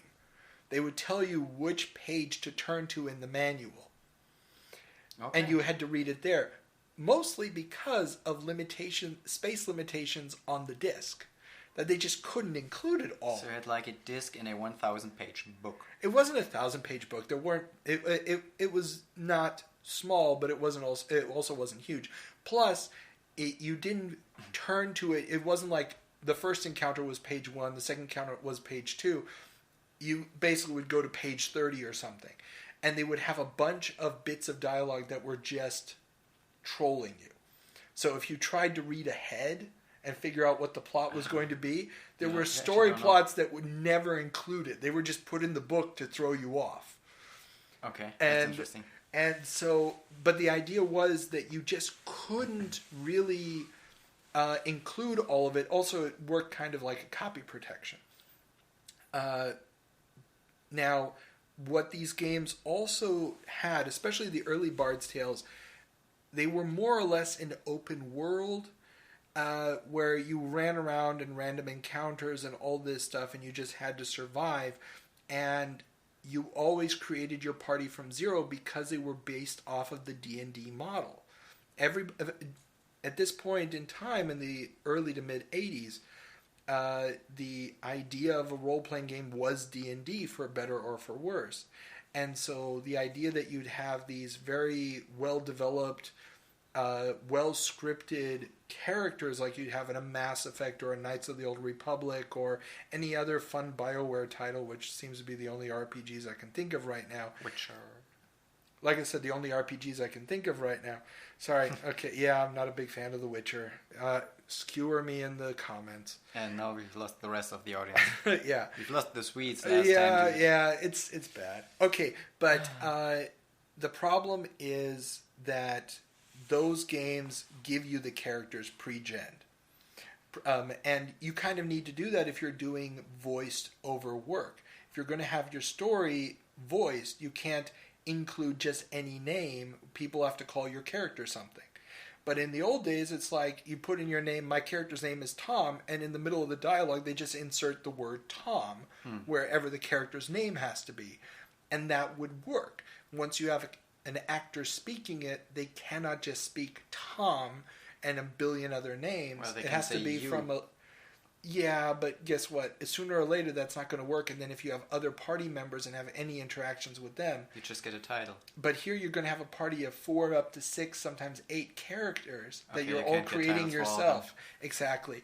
And you don't have any real character moments between the characters in the party here. Because you just can't. That's not the way this works. You don't normally, in these games, pick up party members at different points either. It's just the characters you generated. So, yeah, you're bringing over stats, but that's not copyrighted material as such. If they had been bringing over characters with specific names, then you would have run into a problem. Yeah. So, yeah. And like I said, Bard's Tale would get an action RPG reboot in the early 2000s. I really enjoyed the game. I thought the humor was amazing. It was kind of a little dumbed down from the gameplay, but it was just so hilarious and kept me entertained for so many hours that I forgive it all of that. It was, if anybody's played Baldur's Gate Dark Alliance, very simple game mechanics, but without that game didn't have the sense of humor. And the new Bard's Tale 4 has gotten very mixed reviews. I haven't tried to play it. Again, it's the first person, move through the dungeon, and I've seen some reviews online. Fighting. I guess it's partially turn-based. Yeah. I didn't quite understand the mechanics and really didn't care. And apparently, for a while it's fun, and then it kind of peters out, apparently. So I just haven't gotten into it, and I don't want to really give too much of a commentary because I just haven't played it. But yeah, that's what's happening with the Bard's Tale in 1989. Next. Moving on, Gremlin breaks ties with US Gold and returns to Sheffield. Gremlin Graphics, the legendary studio that published the Monty Mole games, Thing on a Spring, Jack the Nipper, and one of my personal favorites, Shadow Fighter, are breaking ties with US Gold and returning to their original home base in Sheffield. Now, Gremlin started out as a computer store that many enthusiasts would flock to, including budding programmers, and ended up publishing many enthusiasts' games. It would become a major publisher in the 8 and 16-bit European scene later on. There were long-standing financial ties between Gremlin and US Gold, which are best described in the amazing Kim Justice documentary on the company that we'll link to in the show notes. If you have any interest in the history of this great company, please watch it. Kim did an amazing job on that documentary. Now, those ties are being severed at this point, and Gremlin is returning to its original hometown after being at the US Gold headquarters. So why was Gremlin doing this? Were they like, we don't need you Americans? No, US Gold was not America. Oh. US Gold was a English distribution company that had originally made its bones off of bringing American 8-bit computer software over to Europe. Primarily, they would buy the rights to C64 disc games in the United States, convert them and convert them into cassette-based entertainment, and also port the software to European systems like the Spectrum, the Amstrad, and the MSX. And then later on, they got very heavily involved in arcade ports and movie licenses. And coming into this decision by Gremlin to break from US Gold, Gremlin had basically hit almost rock bottom. They had been making some really, really mediocre to terrible games. The one that always sticks in the back of my mind was the movie license to Masters of the Universe, the Dolph Lundgren, Frank Langella live-action version of He-Man. And their game for that movie was, to say it politely, an absolute hunk of crap. I mean, most games to movies are, to say it politely, mediocre. The problem is we were right on the cusp of Ocean making them good. Ocean, a company that often gets maligned in the U.S. because they didn't start really publishing games in the U.S. Until they had already passed their zenith. But they had figured out a brilliant business model for movie licenses, And that business model was, don't wait until the movie is popular to buy the license, then it's too expensive and you already missed the window.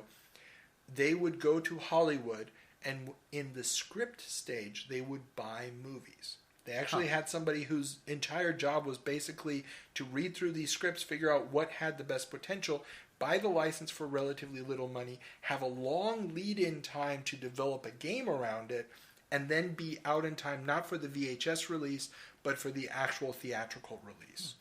This would lead to amazing movie tie-ins like Batman, the movie in '89, the Jack Nicholson, Tim Burton film with Michael Keaton and Kim Basinger and so on and so forth. They would also do an amazing port or adaptation of The Untouchables. Okay. They did very, very good job with Lethal Weapon. So they really had the big names. They also, where they really started to fail, RoboCop was their absolute biggest hit of all time. Okay. And so on and so forth. They hit a couple of snags. Hudson Hawk was probably the beginning of the end. If you've never heard of Hudson I've never Hawk, heard of that. It was a Bruce Willis movie where he plays a cat burglar. Absolute disaster. The movie was a huge flop. There's a great interview with the Ocean guy, and I'm blanking on his name right now, who was in charge of this. He said it was the best script he had ever read, but the movie had virtually nothing to do. All the fun and excitement of the script was lost in the transition to the film. And so their game was actually kind of fun. It was this fun little action platformer with elevators and jumping around and blah, blah, blah. But because the movie was a flop, nobody wanted the video game. So that's one of those things. But this is kind of this sad moment where just as somebody is cracking that code, they're stuck making these really, really terrible games based off of terrible movies with zero budget, no time, and almost no access to the movie itself. Well, but why is that? I mean, there are surely more movies being made than something Hawk. The one you just talked about. I just can't remember. Hudson Hawk. Well, yes, there's more, but remember, these companies are not really running on that great of a budget, especially with the massive and rampant piracy at the time. So you do a couple of flops in a row, and suddenly your marketing budget is getting really, really tight. And you have to now figure out what you're going to do next. And this is where things start to get dicey. And, I mean, Ocean would continue to use their model for a while. I believe they even made a really, really terrible Waterworld game later on for the Super Nintendo. But this was a famous movie. It was a famous movie. It was a huge flop, but it was a famous movie. But their game was terrible. And this is also where their inability to jump to console later on. They knew how to do home computer games. They don't understand the console market at all. They don't understand gameplay loops. Their big thing was multi-event games. So each section of the game would be a completely different game. Completely different angles, completely different perspective, different type of task. And you would then play through the entire movie. But if you were good, you could probably get through the game in maybe 45, 50 minutes. Now, you die a whole bunch of times getting there. You're not going to do it on your first round, but the games are not tremendously long. This is okay if you're selling a game at £10 on cassette. Yeah. But once you're selling a cartridge game at $60, you better be offering more than a handful of little scenes that are supposed to recreate scenes from the movie. You need to have a gameplay loop, and they just never really crack that code, unfortunately. And know that they're performing poorly, they break ties with US Gold because that was talking about Ocean. Gremlin is basically not investing a lot in these games. US Gold is the one footing the bill, and they had, again, the documentary goes into the ties. There's personal ties there and investor ties. But essentially what Gremlin decides is that as long as they are having to take orders from US Gold, and US Gold is doing some is a very complicated place at this point. They're not going to be able to produce the high-end software that they really need, and that's going to keep them going. And by breaking away, they're suddenly capable of making games like Lotus: A Spirit, and so on and so forth, and really refining their mojo, especially in the 16-bit era. Huh. Yeah. So that's Gremlin going off and doing new things. Next story. The TurboGrafx 16 is coming to America. Currently dominating software sales in Japan, the system will finally see a U.S. release. Now, the release would accompany a redesign that would actually make the case larger. This was the result of market testing. Typical. Yeah. It's better when it's larger. Exactly. Yeah. Consumers at the time in the United States thought that the bigger something was, the more expensive it should be, and a very small piece of tech, which the original Japanese PC Engine was, I mean, this thing was tiny, created a negative relationship to the high price of the device in the U.S. Really coming with prejudices about Americans and Japanese. They need their space. Tiny is better. American, we don't know what to do with all the space we have. Let's build a bigger car. Dude, you have no idea how accurate that assessment is. At this point in time, you have to remember, when you're buying home electronics in the United States, things are big. If you're buying a speaker system, the bigger the speaker, the better. Small speakers basically have terrible sound at this point. Huh. So Bose would totally lose with their tiny ass speakers. Bose does make a headway in the United States, but they actually do a lot. And I've only looked at this tangentially through a couple of other research things that are coming down the pipeline. But Bose actually makes most of its sales through a big advertising campaign in magazines and so forth back then. And a lot of those magazines aren't like news magazines and stuff. They do it through women's magazines. It's a fascinating story and strategy of how Bose launches in the U.S. and actually starts to grab market share. Again, I've only scratched the surface of it. There may be other aspects to it, but it's something that I'm sort of researching for a future episode. Why not? Keep your man's hobby out of the living room, or keep it as small as possible. No. It was they were selling it as something to listen to in the bedroom and so forth. Oh. They were going for this, Background it's small and doesn't take up a lot of room and still gives you that beautiful sound and and so on and so forth. Whereas the living room was a place where you had the giant speakers hooked up to the TV so you can listen to football. And the Americans at this point, they're looking at their VCR, they're looking at maybe a Laserdisc player, they're looking at CD players, like the real sound system CD players are these giant things at the time. And suddenly you want to tell them that you're going to spend several $100s on this tiny little box that looks just slightly larger than a CD case. I mean, look, you're already wasting so much space. Why not save some? Well, and it just didn't Sure. meld in their minds. They couldn't put one and one together here. And so it was probably a good idea to take, number one, the name PC Engine just makes people think it's a computer. Remember, in the U.S., the PC was the number one computer at this point. And two, the redesign to make it look cooler. What they really should have done was add more ports. Just build the... one of the big problems with the PC Engine is that it only has one joystick port. Oh. And the TurboGrafx also had one, but you could daisy chain the controllers together. Yeah. Or you could just buy an extra hub for the controllers. But it was a little too... It was one step too many. They should have just taken the multi-tap hub and built it into the system. Yeah. It would have raised the price slightly, but I think it would have made the system far more competitive in the long run. Couch co-op. Couch co-op. Oh, there's some great TurboGrafx 16 games. Amazing co-op games where you can play, I think, up to 6 people at the same time. Bomberman on the PC Engine is an amazing title.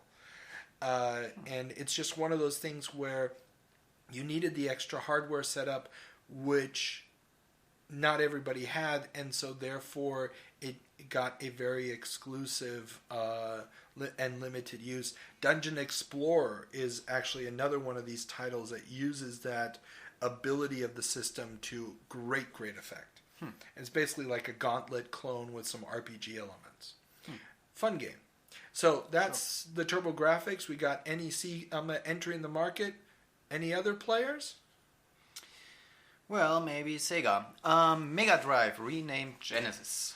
Sega announces that they will be rechristening their 16-bit console for its U.S. launch. While in the rest of the world it will be called the Mega Drive, the U.S. will be getting the Genesis. Sounds way better. Yeah, actually, I gotta say, I never warmed up to the Mega Drive as a name. Now, I've seen a lot of different stories about this, whether or not there was another company that had the copyright, or confusion, or just didn't test well. I've heard a bunch of different stories online. I could not really narrow it down to just one. But yeah, the Genesis becomes the title for the U.S., and it does just what it needs to do. It's short, it's tight, it's a new start for Sega, and it doesn't sound so like 90, 80-ish. Yeah, it gets away from any kind of specific technology. It's just generic enough. So yeah, no, Genesis is biblical. Yes, yes, it's a thing of biblical proportions. Yeah. So we've got the Genesis. Any other news from Sega? Yeah, regarding the Genesis. Tele Genesis modem announced. Big promises. The Telegenesis modem would allow gamers to play against one another over phone lines. Witchcraft. Something like that. Unless, of course, you were an Intellivision player in the early 80s. Now, the modem and an online service did get released in Japan, but the console's generally weak performance in its home territory meant that it was never going to be big in the USA, with the massive distances needed for servers and long-distance phone charges. And that just meant that the system was way too early for its own good. It ultimately would never get released and quietly forgotten. Now, Sega would ultimately launch an online system in the US for the Genesis called Sega Channel that would run from 1994 to 1998. Obviously, this was a very late in the system's life cycle, did not offer competitive play like the Japanese variant, but did offer downloadable game content like in Japan and similar to the Intellivision's Play Cable service. Channel doesn't sound for me like they were actually using, a kind of internet structure. No internet structure. It was basically an extra package you paid for with your cable bill, and you would just it would basically access one specific channel on the cable line that would then have a series of games available each month, and you could download them one at a time onto the RAM in the cartridge that also included a modem, and then you could play that game until you replaced it with another game that you downloaded. So it was a way of basically having like 4 or 5 games or whatever the number was available to you each month, and then switching them out as the months go by. And the system that you pay your cable provider for an additional channel, this is so typical US for me. You know, for me, it's either you have TV and all the channels. Yeah, there's some premium channels, but I was about to say, have you ever heard of Sky packages? Yeah. This is and you want to know how much know how much my dad pays every month for his soccer games? I mean, come on. No. Let's be honest. As soon as actual premium content became available, even in Europe, and it just got here later. Remember, we're talking. Premium channels are a thing already in the 1970s in the U.S., to say nothing of pay-per-view, which is also a huge deal.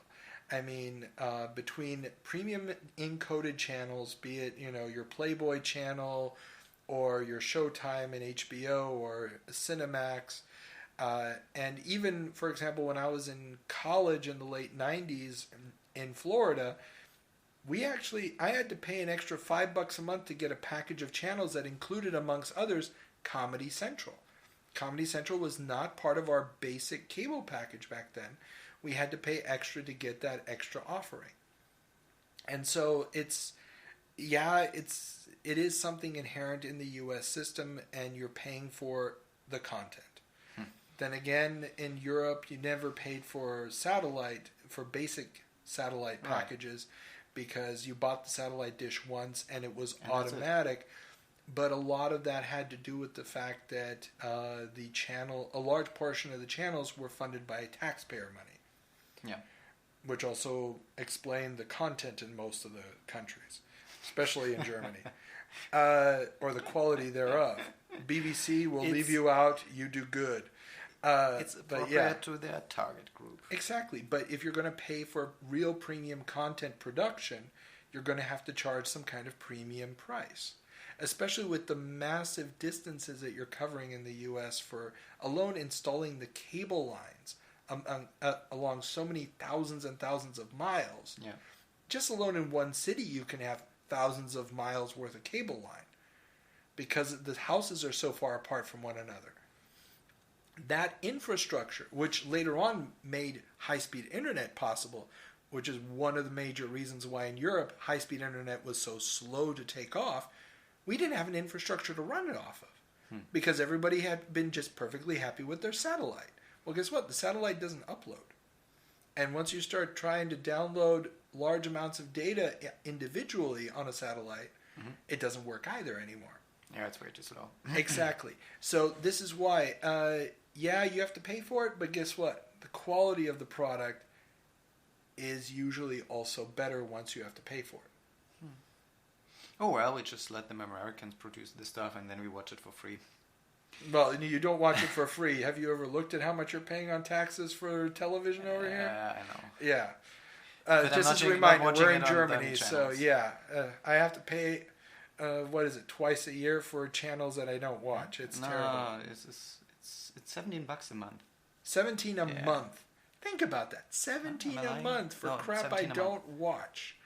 That's painful. Yeah, but you get the infrastructure. Very painful. Do you listen to radio? That's also paid for by that. No, of course not. That's what podcasts are for, my friend. And I still have to pay for internet separately. Now, if they gave me internet on top of that, that would be infrastructure. Then we could talk. But they don't give me infrastructure. They give me airwaves. If I want to watch it on cable, I still have to pay extra. Yeah. There's no infrastructure there other than a bunch of government employees who get lifelong jobs. Okay, sorry. Now I'm complaining about other things. Speaking of government employees with lifelong jobs. Yeah. Okay. Yeah. I work for a university. It's okay. Okay, let's move on to the next story. I got him in the end. Virgin gets Sega distribution deal. It had to happen sooner or later. Virgin has signed a 5-year distribution deal with Sega, which will lead to Virgin Mastertronic distributing the Sega Master System and Sega Genesis in Europe. This would become a very successful partnership, pushing both systems into a position of prominence in the European market and in particular in England. Mastertronic had already been the UK distributor of the Master System when Virgin bought an interest in the company in 1987. The merged entity would later acquire French and German distribution rights as well, with this final deal giving them all of Europe.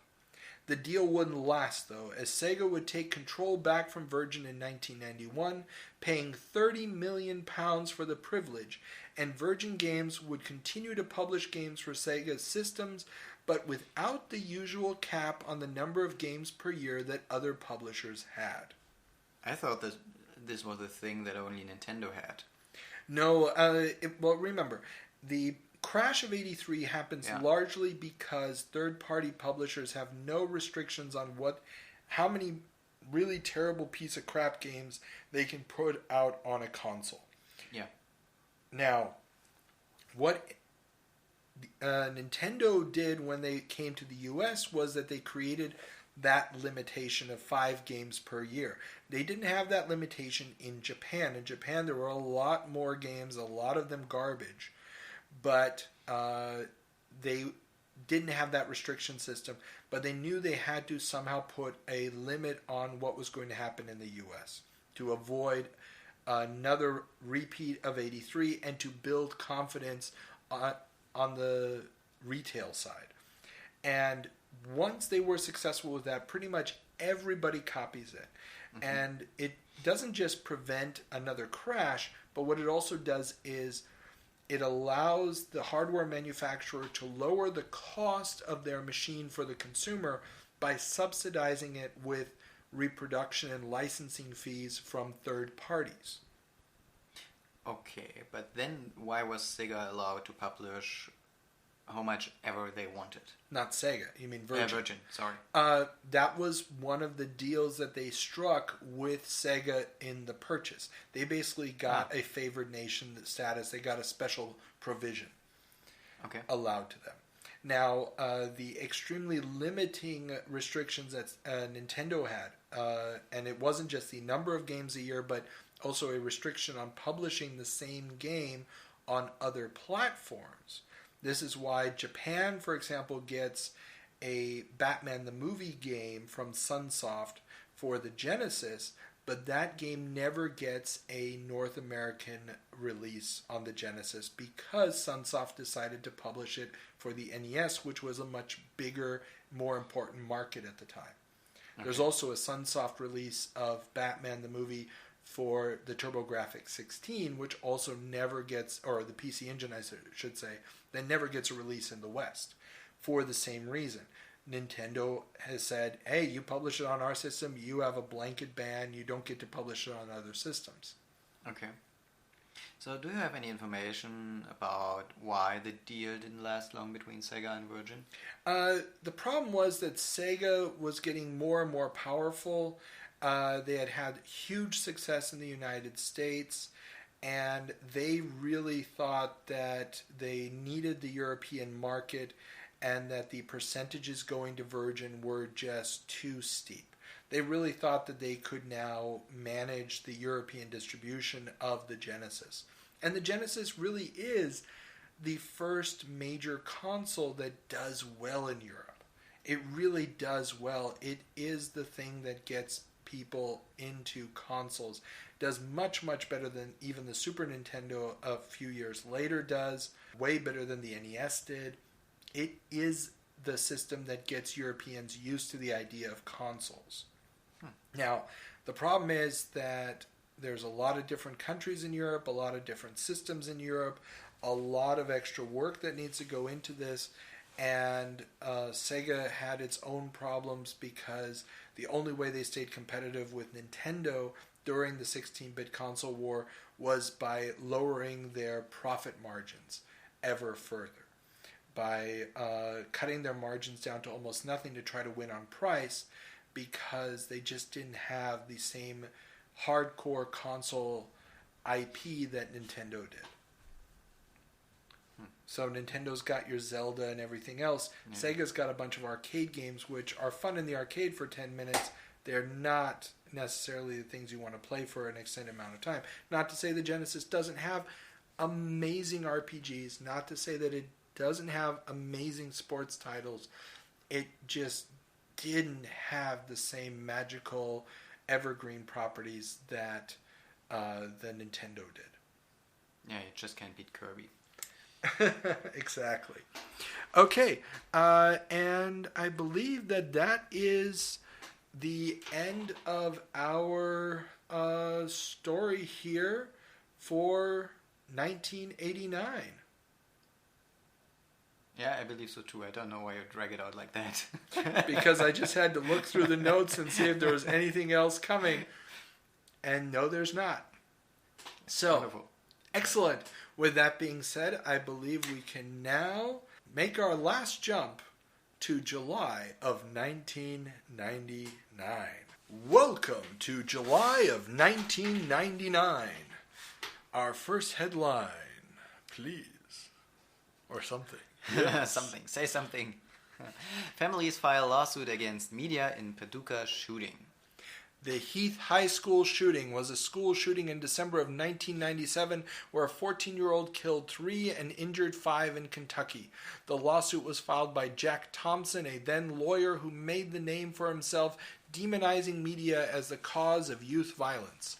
The lawsuit went after 2 porn sites, several game companies, as well as the companies behind the movies Natural Born Killers and The Basketball Diaries.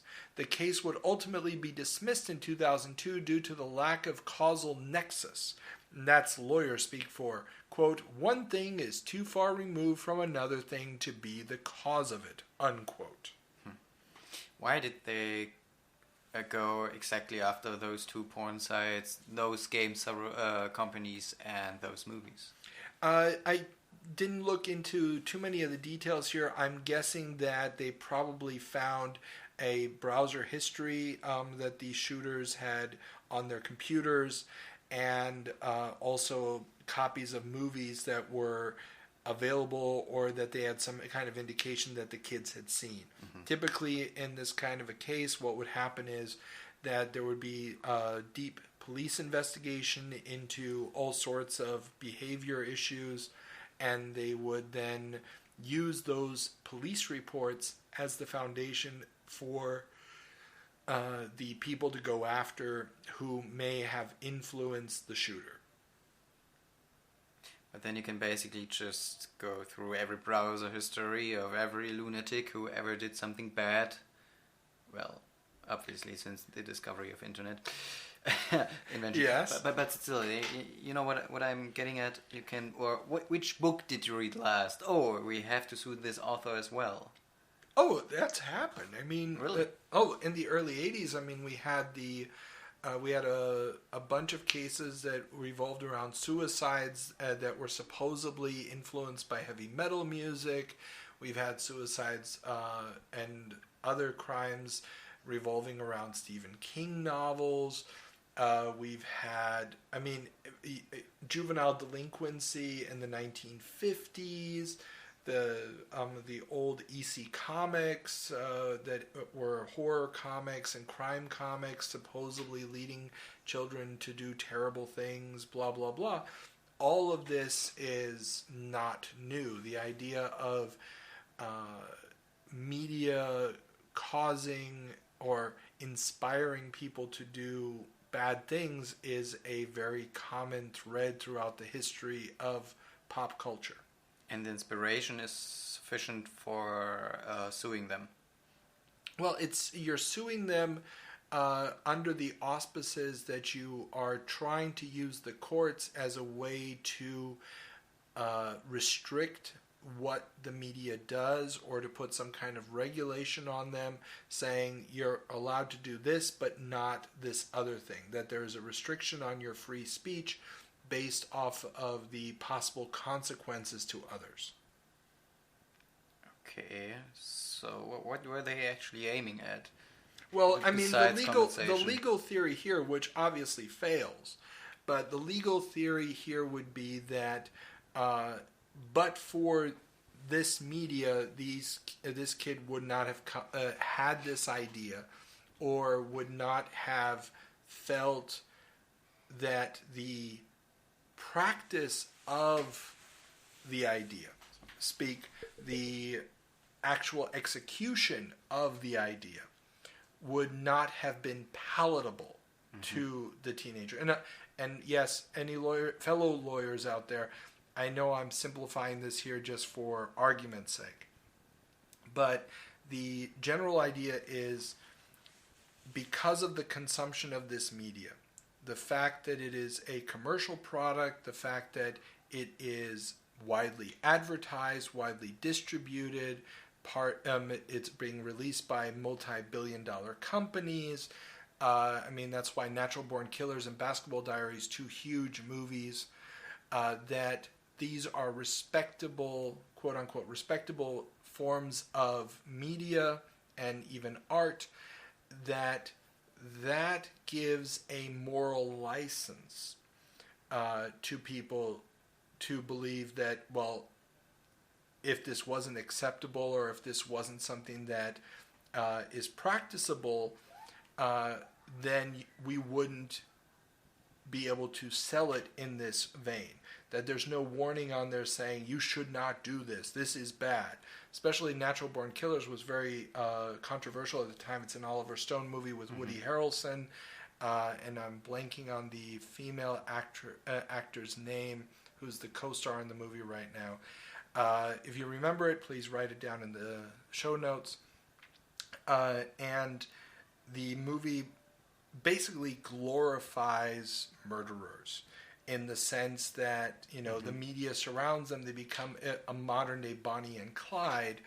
And a lot of people were saying, well, now it's going to make people want to become criminals, want to become murderers, because they'll think that they have this moral license, that this is somehow a way to success. And if it wasn't a good thing, well, the media wouldn't turn you into a pop star of a sort. And equipping them with the right tools to do so is no issue whatsoever. Well, of course, equipping them with the tools or the mechanisms for doing it is a huge part of it. Yeah. One of the stories from modern day, anybody who's seen the show Breaking Bad, they had consultants on set at almost every stage of the show to make sure that they never really gave a 100% accurate depiction of how to create methamphetamine. Some of the chemicals they talk about, they overemphasize the importance of them, or they say, oh, you can't do it without this, even though you very well could, and so on and so forth. They change the recipes and the quantities and the mechanics just enough so it feels real, but at the same time, nobody could emulate. Nobody could make methamphetamine from the instructions shown, if you want to call them instructions, or the examples given in the show. All right, but what I was actually getting at, although interesting note on that, what I was actually getting at was equipping him with the weapon itself. If Oh, there you was mean why didn't selling them yeah, the weapon? Why did no well, one? if you're saying it, what you're really asking is, why are they going after the media companies and not the gun manufacturers? Because that's a holy cow you don't touch in the United States. Oh, okay, there you go. So, but we've discussed that on previous episodes, and I understand that you're still curious about why the gun isn't at fault. Well, just ask the NRA; they'll give you the answer. It's not okay. Exactly. It's not by definition. It's not. And Jack Thompson is a very, very famous character in all of this. He was the big champion of, media is bad, blah, blah, blah, back in the day, the Mortal Kombat hearings and so forth. And yes, he does lose his bar license because he was a very, very naughty boy as far as law activity was concerned, and rightfully so lost his bar license. What did he do? I'd have to go through the story again. You can't start something like this. This is something maybe for further research in the future, but Jack Thompson did some pretty shady crap. Okay. Is really what it comes down to. I mean, for me, it sounds just like someone who desperately needs money and. No. I mean, he was exploiting the situation, no doubt about it, for his own personal gain, and he did gain personally on it. But and basically they got him for attempted extortion, where he was basically wanting money from people with threats of, well, I'll try to destroy you in the media and blah, blah, blah. It gets complicated, and that's why I don't want to go into it and get any of the details wrong. Believe me, the fall of Jack Thompson will be something we cover at some point in the future on this podcast. I'm not letting that one go by. Special podcast. Not a special, not a special podcast, but we will commemorate it when the time comes. So, okay. All right. And with the consequence of that, we have an E3 in the shadow of violence. Lower volume and less violent games are on grand display. E3, obviously shook by the Heath High School shooting, has forced a lot of companies, directly or indirectly, we don't know, to move a lot of their more violent or, shall I say, controversial titles to backstages. This isn't necessarily too huge for some companies. Sony this year doesn't have a tremendous number of new games for the existing PlayStation. One of their biggest titles, Spyro, which gets shown at this E3, definitely is not going to ruffle any feathers in the violence category, but the other producers of games are showing a lot of things behind closed doors. Dolphin leaked to New York Times right before show, and I would have been capable to do that on my own. Oh, excellent. I didn't have to point it out? Live and learn. Okay, live and learn. So, yes, the New York Times got a report on Dolphin, which is Nintendo's next project. It will be renamed to the GameCube later on. Those of you in the emulator community will know that the most popular GameCube emulator is called Dolphin for this reason. And because this New York Times report was leaked, whether or not on purpose or not, basically... Of course on purpose. Not necessarily, but it's very possible. Nintendo is forced to show off and talk about Dolphin at E3. This also leads to them talking at E3 about a big change for them. Yeah, the Dolphin business model. Nintendo has decided that going it alone just doesn't work anymore. Unlike their gamble with the N64, where they did all the major manufacturing themselves to the frequent detriment of third parties who couldn't get enough cartridges made on time, they will be teaming up with IBM and Matsushita this time around. Matsushita will get a license to make DVD players capable of playing GameCube games in the deal. This will ultimately lead to the Panasonic Q, which was a hybrid DVD player and GameCube game player. Matsushita, another giant corporation, had previously teamed up with the 3DO company to deliver similarly licensed products for consoles in the previous generation, sadly only to middling success. So, yes. Yeah, I have nothing to say about this. It's just okay. Basically, take it or leave it. Nintendo tried to partner last time with Silicon Graphics, and the N64 was a very hampered system for a variety of reasons. This time they're going with disc-based medium, which is already the big, huge news, that they're no longer going to be a cartridge-based system. IBM being along for the ride, especially from a manufacturing standpoint, is very, very important. Just because IBM has more credibility in this arena. Now, granted, IBM had also been the manufacturer for Atari's Jaguar, but that failed not because of IBM's capability of producing, but just because, well, it was the Jaguar. And Matsushita is the 900-pound gorilla in home electronics at this point in the world, with brands like Panasonic and Gold Star, and this additional attempt by Matsushita to try to break into this field. They really kind of seem to want to be in the video game business, but it just never quite works out, and they never really committed to software, which is their major drawback. So again, Nintendo is using them for certain expertise, and this change in their business model to open it up to get games onto other platforms didn't work for them in the CDI era. It's definitely not working for them now, and was the creation of one of their greatest competitors, Sony. So, nothing huge to report there as far as long term, but at the time it really seemed like this could be the 3DO model done right. And you can see that the trend goes to smaller consoles. Well, yes and no. I mean, compare the GameCube with the Nintendo 64 and a cartridge, and also in the Nintendo 64 cartridge there was a lot of air, which you just didn't need.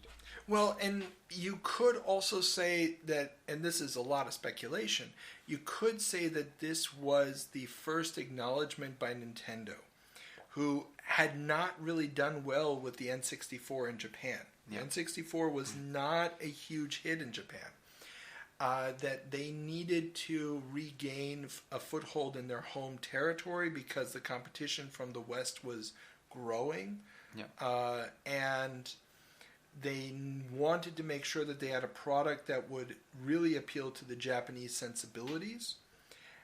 And the small form factor of the GameCube, similar to what we were just talking about in our 89 update with the TurboGrafx 16, that really small form factor really made a huge difference. And the fact that they're not going to include a DVD player in their normal model also means that they're going to cut costs because they don't have to pay for the DVD license. Remember, if you want to make a DVD player, you have to pay the DVD consortium a license. Yep.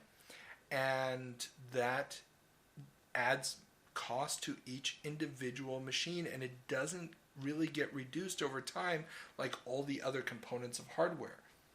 Yeah, true.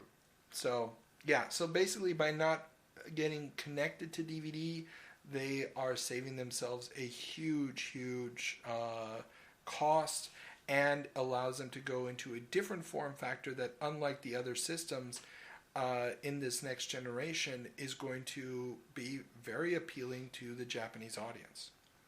So, other news from Nintendo, though. From Nintendo. So yeah, I do have to point this out because otherwise because he you're just really sort of shuffling sits there. the naturally given order. Okay. And by naturally given, I mean given by you. Howard Lincoln announces his retirement. Longtime head of Nintendo of America, Howard Lincoln, has announced that he's stepping down as a side note to the reveal of the Dolphin system. Now, Lincoln has said that he will be stepping down. Originally the legal counsel for the company in its early attempts to break into the U.S. market in the 1980s, and the always upbeat but often aggressive strategist for the company, much of Nintendo's success can be attributed to Lincoln. Now they have Bowser. Now they have Bowser, exactly. But Howard Lincoln really was a force to be reckoned with. He was extremely instrumental in allowing Nintendo to navigate the U.S. market, the legal structures. He was the face of the company during the violence hearings of the mid-90s, when the ESRB was created, when Mortal Kombat and so forth were on trial, if you will. He was the one who sat there in front of Congress and said that Night Trap would never appear on the Super Nintendo. The fact that it wouldn't be playable on a Super Nintendo because of the lack of a CD drive is another issue entirely, and the fact that not that many people really wanted to play Night Trap, but he was instrumental in setting that up, and a very interesting personality, and let's face it, he was a lawyer, so he's got to be awesome. Want to move on? We can move on, yes. We can move on. Yeah. Let's talk about Dreamcast. And still talk about Nintendo. And still talk about... You're really shuffling the order, man. I mean... Sorry, the E3 was a big, complicated mess this time. Yeah, you can hear and feel that.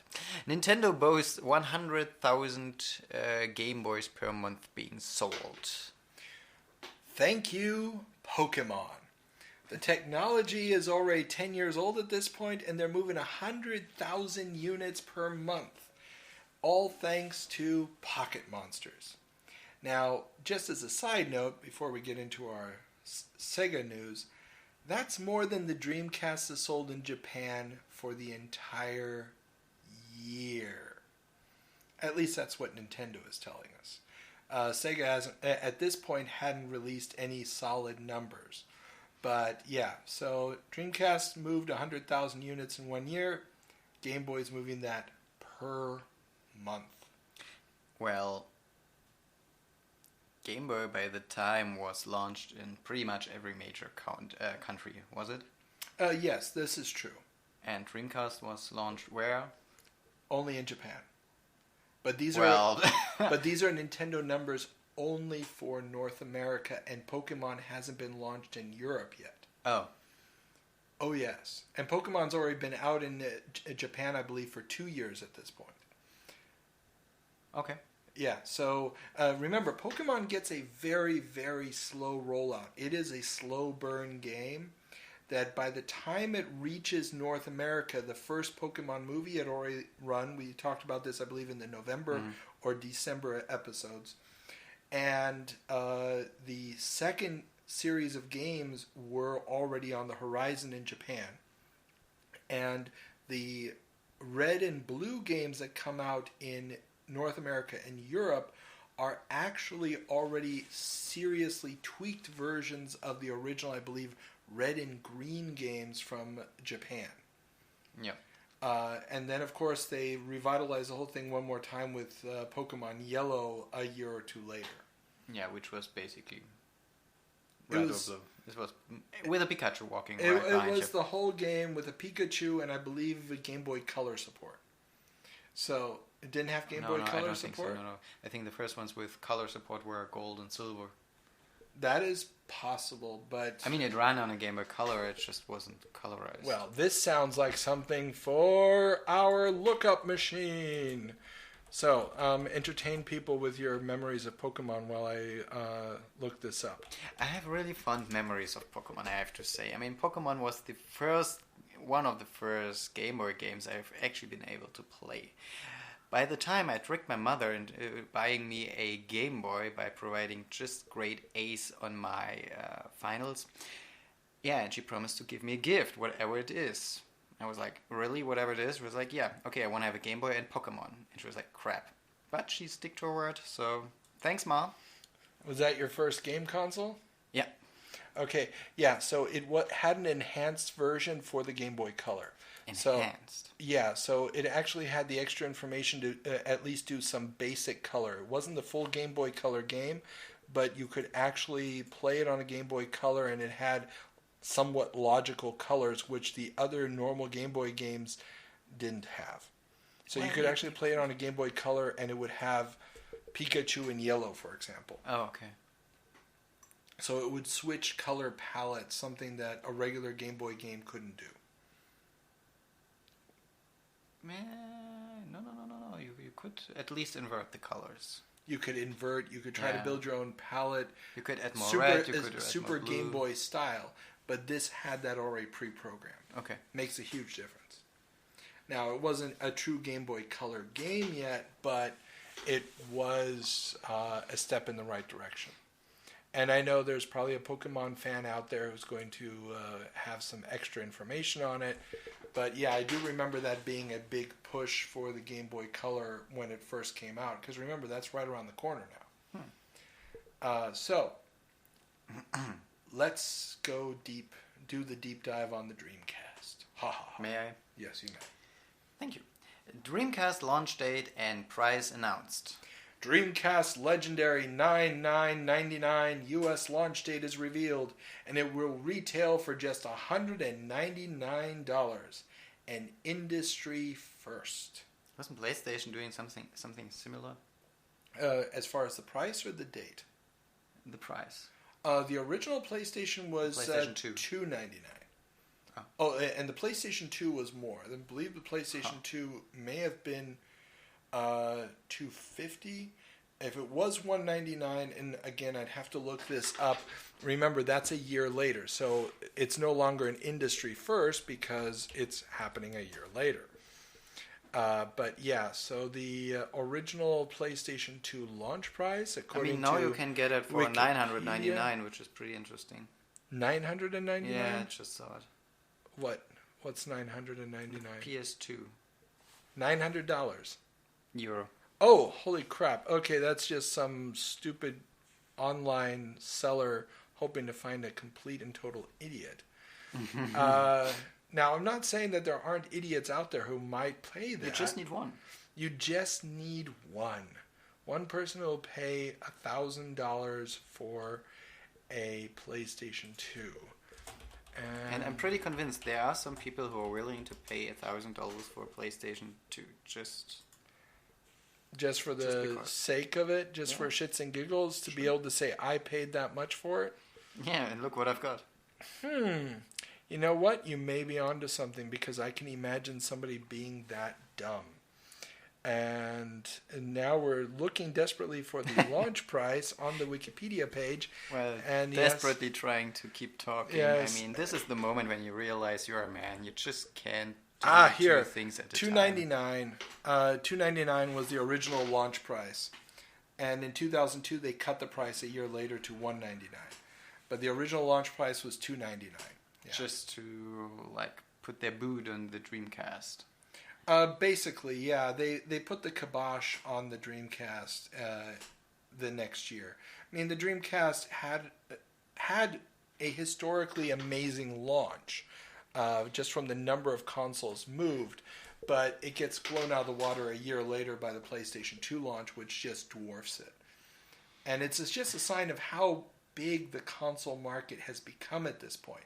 It's growing by leaps and bounds, and what it's really doing is people who bought the last generation are not growing out of it. It just keeps adding new generations to it. That saturation point has not hit yet, where the 50-year-old is not buying a console yet, but every new generation is buying a console.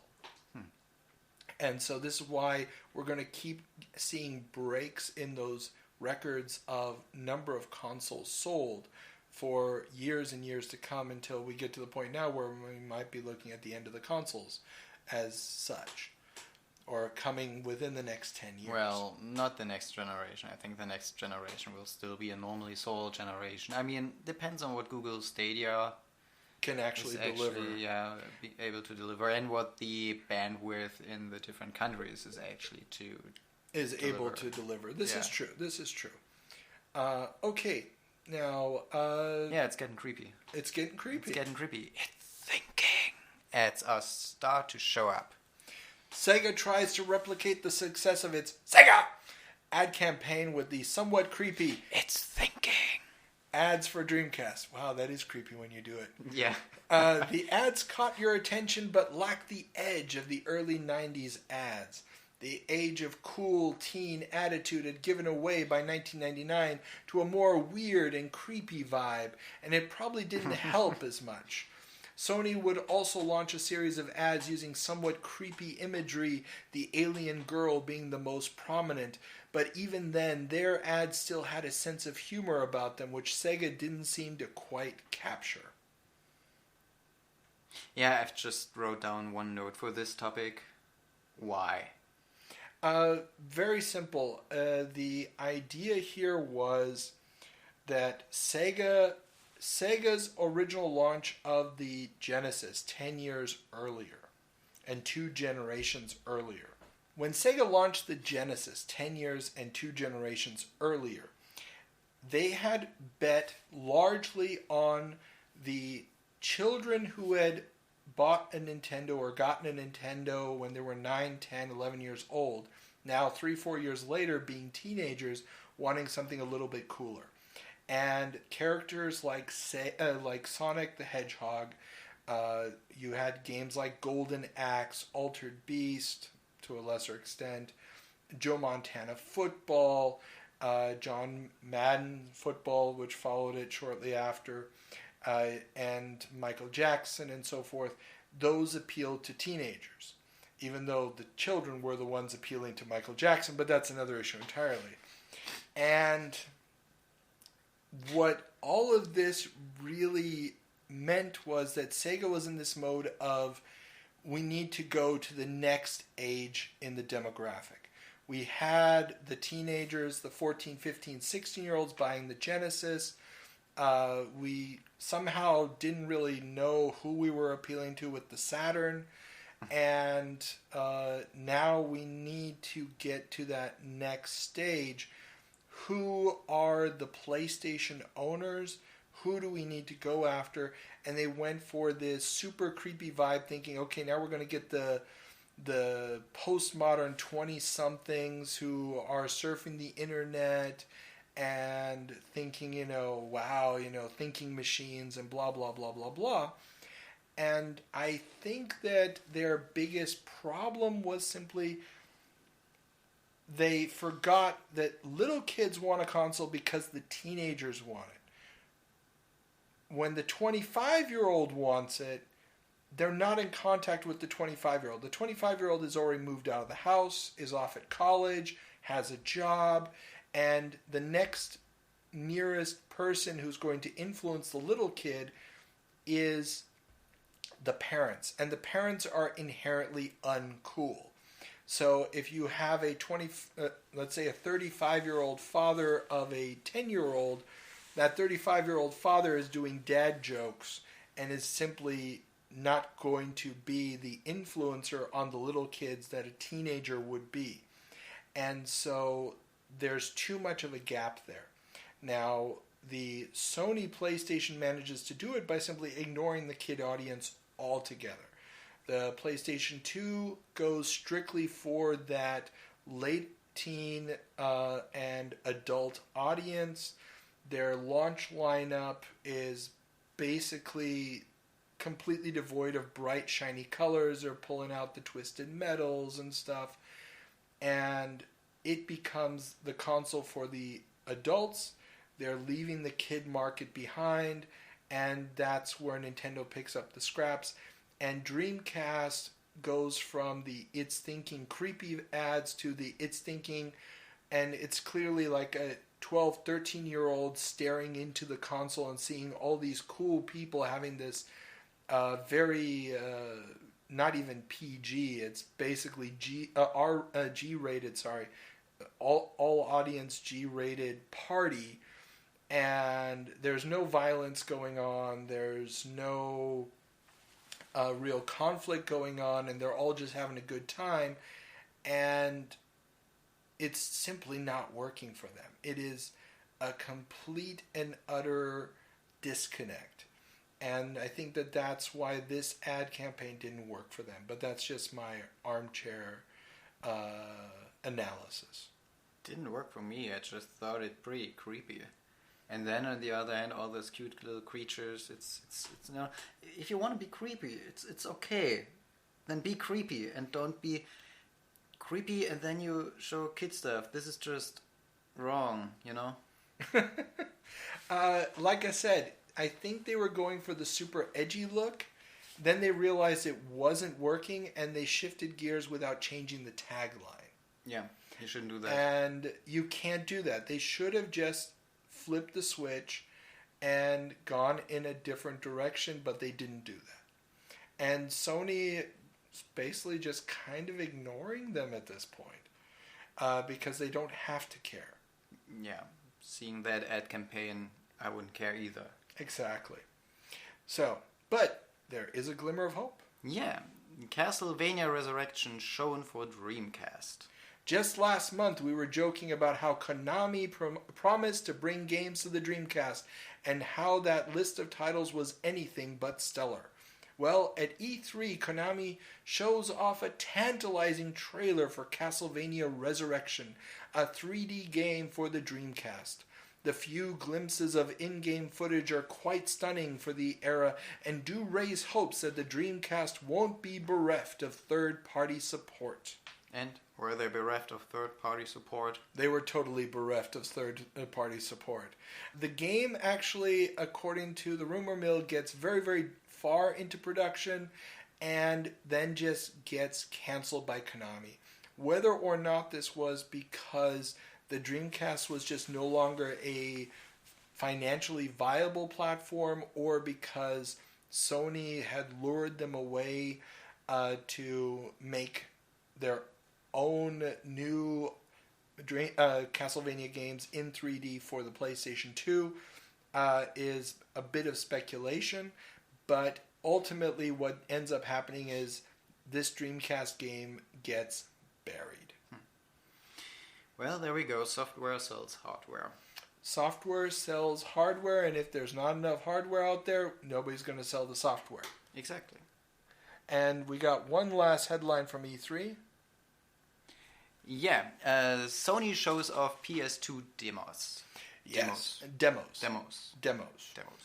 Yes, so just like we had talked about in a previous episode, Sony's been playing around with the idea of the stats and the power of the PlayStation 2, and Bernie Stolar, the head of Sega, has been on a bit of damage control.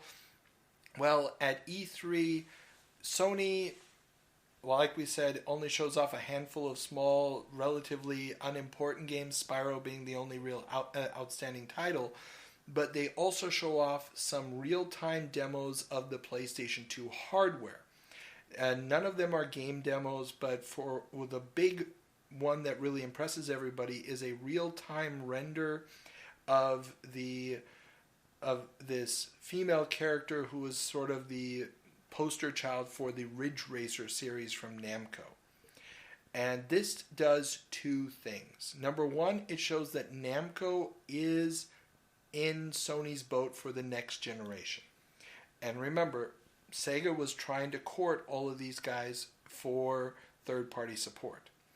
And second, this 3D render looks as good as any pre-render that existed in the previous generation. And that just opens up people's imaginations to what could be possible. Obviously, it was one sole character in a completely empty background, just a solid color, which makes it very easy for the character to look great if you don't have to do any kind of other surrounding graphics or any AI or environment and so forth. But still, it was so impressive that it pretty much steals the show and steals a lot of the thunder away from the Dreamcast, with everybody knowing that within a year, this is what they're going to be playing. So. And the PS2 was a big success, so... Oh, the PS2, I believe, still holds the record for the best-selling... No, the Wii took that. Wii is the best-selling console of all time, I believe. The Wii? You got the casual At least in North America, yeah. It could be that the Wii didn't do as well in Europe, but I'd have to look at the numbers. But yeah, the PlayStation 2 it was just an unmitigated success. I mean, number one, it was a DVD player at a time when DVD players cost more than the system itself. And it could do graphical effects and play games that were really just beyond the pale. I mean, Grand Theft Auto 3, that becomes its killer app. And it is exclusive to the system for quite a long time. So, yeah, makes a huge difference. So, let's leave console land behind. Sort of. 3DFX merges with STB. 3DFX has merged or bought, depending on how you want to look at it, video card maker STB. This move will allow the 3D accelerator chip giant to make their own cards as opposed to have to simply license them out to third parties like Diamond or Creative. It will also lead to the company's ultimate decline as they will hit production bottlenecks. Their former clients will turn to Nvidia for new chips. GeForce cards will bring direct 3D support, and, well, they're pretty much screwed. For me, it's just interesting to see that there earlier were so many graphic video card makers, and nowadays, how many are there? 2? There's 2 nowadays, Basically yes. 2. Well, this was all before we had common APIs. So, and we talked about this a little bit last month, the VGA standard is starting to break apart. Original VGA was something owned by IBM, and then a consortium of manufacturers created the Super VGA standards, which were basically open source. And the 3D cards went through a period of proprietary APIs, proprietary systems. John Carmack, the wizard programmer from id Software, was a big proponent of OpenGL, which was an open source API for 3D graphics. But this ultimately didn't take off just because there were so many different versions of OpenGL, and you always had to download it from some flaky server someplace, and so on and so forth. And ultimately, Direct3D from Microsoft would become the de facto standard, primarily because it was supported by NVIDIA's chips.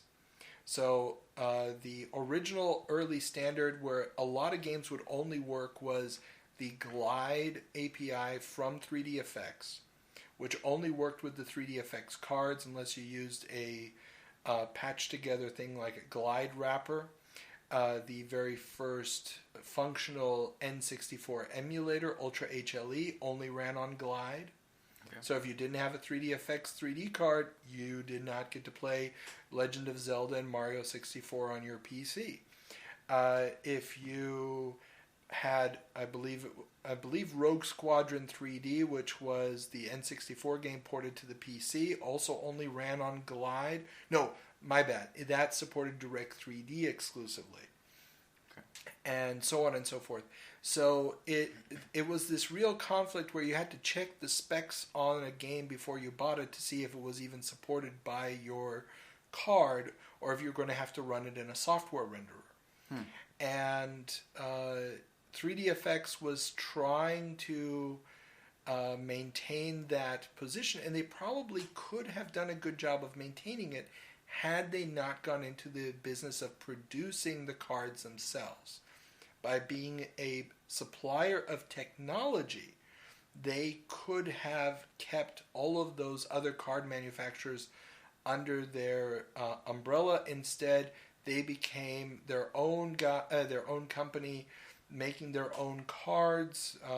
You might remember the really weird boxes that were people's eyes and their faces were painted with weird neon colors. It was just bizarre. It made no sense whatsoever. And very quickly you were like, well, why am I doing this? And less games supported Glide. And as Direct 3D got more and more popular, there was just no reason to buy a Glide-only card. Sure. And that was the end of it. And I was a big 3DFX guy. My first 3D Accelerator was a 3DFX add-on board, and I stuck with them through Voodoo 2 and Voodoo 3. And I was a big fan of the fact that they had really good anti-aliasing effects. I wasn't really convinced back then that super high resolution was the solution. Give me a smoother edges. I really hated the jaggy edges of high-resolution graphics because, yeah, you'd have more pixels, but you'd immediately see the contrast between characters on the screen, especially with low-poly characters. Okay. And the smoothing effects that the Voodoo cards could do, especially Voodoo 3000, made a game like GTA 3 almost seem like a movie running an MPEG. And it was a different philosophy about the approach. Obviously, once you get to super high resolution 4K style graphics, it doesn't matter anymore. But back when you were still dealing with 1024 by 768, it made a huge difference. And Direct 3D basically took that difference away from us and said it didn't matter. So we live in a world where I can get any game off of Steam and it's going to run on my card, and I like that. Yeah, I think it makes it way easier for the players. Of course. I mean, the old days when you had to configure everything, oh my god, it was a nightmare. So, yeah, no. The first game I ever played with a 3D accelerator on my computer was the original Tomb Raider. I bought it just to test it with the 3D accelerator. The 3D accelerator card arrived in the mail. It was a $50 add-on card. I plugged it in, and I was like, the game looks just like it did before. Then I found out, I have to download a patch off the internet for this. And so with my trusty 28.8K modem, I downloaded the patch to be able to run... 3 days later. No, it didn't take that long. It went fairly quickly. It wasn't a huge patch. But still, the entire idea that you had to do all this, a non-technical person was going to be pretty much lost. And this is what you could argue. You could also argue there were no non-technical persons who wanted to play video games. That's not the case. I mean, by the time Tomb Raider comes out, there's millions and millions of people playing this on console, just popping in the game and playing. So, no, that argument had long since passed, and people wanted it to look better. They wanted it to be cool, but there was a barrier to entry on the tech side, which was really hurting PC gaming at that point. Do you actually think that the prices we pay nowadays for graphic cards were also there when there were more competitors? You know, that they all just agree on a higher price level, or is the margin, the profit margin of like Nvidia so high that they could actually cut it down? To be honest with you, I think the market has diversified enough the idea of the high-end video card, which basically takes over almost all the processing for games. You are literally buying a different computer. Yeah. It has to be seen from that standpoint. The video cards we're talking about back then, literally the first video card had a pass-through cable. So you had to add a 2D video card on your computer, then a separate slot for the 3D card, and you had this little VGA-style cable that would connect the two cards with one another. And the signal would still be, it would just have to pass through this for extra processing. It was a whole different setup. This takes forever. It was a bit of a bottleneck in the system, Yeah. yes. But this was the only way to do that effect at that time until you started to integrate all the elements. And integration of the elements into one card, and then moving more and more of the stuff to the card, because when you get into the floating point co-processing that used to be done through coprocessor add-on cards, then became part of the chips itself, but then wasn't really powerful enough for this, but becomes part of the modern GPU, that's when you're really talking about the processing power moving to the video card, where your central CPU for game running is almost irrelevant. So when you talk about could the prices be lower, yeah, but then you'd have to move those functions back to your CPU, to your main processor chip, Okay. and then your main processor chip would just rise by the same cost. And then the people who aren't gaming on their PC would be paying a lot more for their computers. This is why you can buy a decent office computer for $150, $200, whereas the same an equivalent machine to do the same type of tasks would have cost you at least $1,000 a decade and a half ago. Well, true. Yeah. So this is why general PC computing has gotten so cheap, largely because the CPUs haven't had to get that much better. And the RAM hasn't had to increase by that much. Because it's all moving to the GPU. I remember those old Pentium 4 days when you actually paid attention to what processor you had and how much RAM. And nowadays it's just like, what graphic card do I have? Exactly. Or if you wanted to play Quake, you better make sure you're not running an AMD processor, the Celeron processor, because it'll give you math mistakes and the whole thing won't work. Really? Oh yeah, that's killed the... I believe it was no, not the Celeron. Sorry, Celeron is the Intel, the Cyrex processor. That was another competitor on the market. Basically just died because of that. So yeah, no, there are these issues which the GPU and the standard API take care of. But essentially what you're buying with a modern high-end video card nowadays is a console.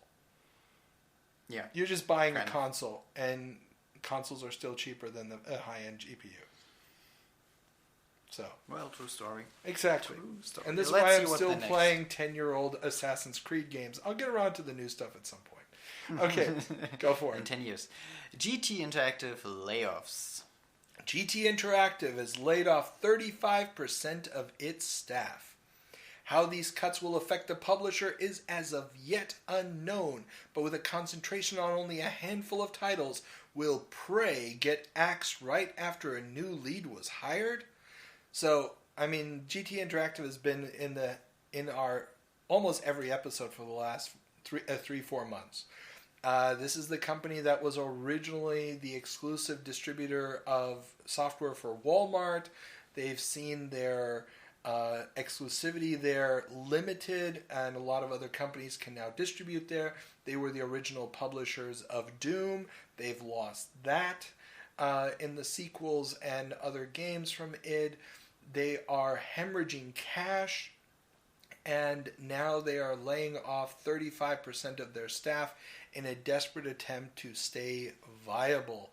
A handful of games are still being produced and being financed by the company, and of course, we've talked about it before, Prey is one of those big, expensive titles.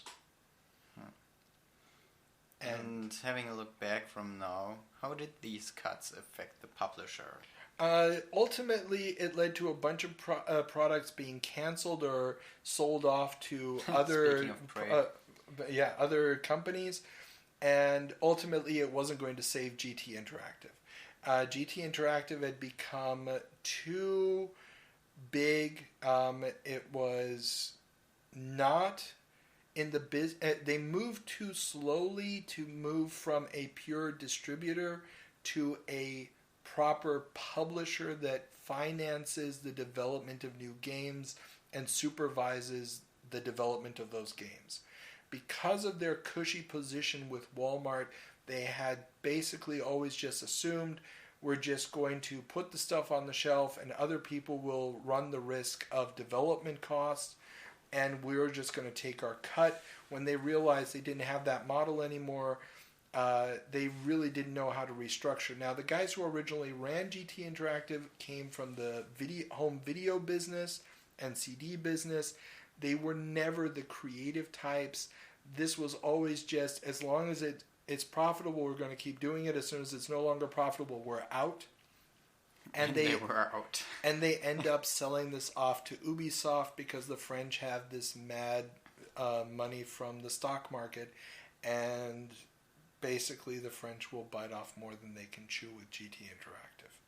So ultimately it doesn't save the company. Ultimately, though, the owners of the company don't care if it survives. Okay. And the people who do buy them don't really understand what they've just done. So yeah, it's going to be an interesting story, but Prey survives. So Prey makes it through all those years of development and changes in publishers, but Prey does make it. Not bad. Yeah. But still, the podcast, it's nearing its end, and again, all companies die. All companies die, but that's not going to be how we end it, but we have one more story before we get to the end. We have two more stories, man. Codemasters by Sensible Software. Speaking of companies dying. Exactly. After a long struggle to make the jump from 2D to 3D, and tons of money spent on their magnum opus, Sex and Drugs and Rock and Roll, a point-and-click adventure featuring a ton of new music, Sensible Software has been sold off. The venerable makers of titles such as Whizball, Cannon Fodder, Sensible Soccer, and so many others, including my favorite soccer game of all time, Micropro Soccer. Yes, sorry, I'm not a Sensi guy, but I love me those replays on the C64. Well, they are no more. Codemasters pretty much just acquired IP through the purchase, as there was no company left by the end. A sad fate for one of the greatest game development houses of the 8 and 16-bit home computer era. You've probably never played a Sensi game, have you? No. They were legend. It was. They were? Yeah. Sensible Software. Sensible Software was a very, very small team. For most of their life, they had a knack for creating gameplay loops, for creating gameplay mechanics that were instantly understandable, that always encouraged you to get a little bit deeper, and they had such a wonderfully dark sense of humor that was really, I can only say it was so brilliantly English, and it made the games just jump out at you. Yep. And I mean, they owned the Amiga. They were the Amiga developer to beat for a very long time.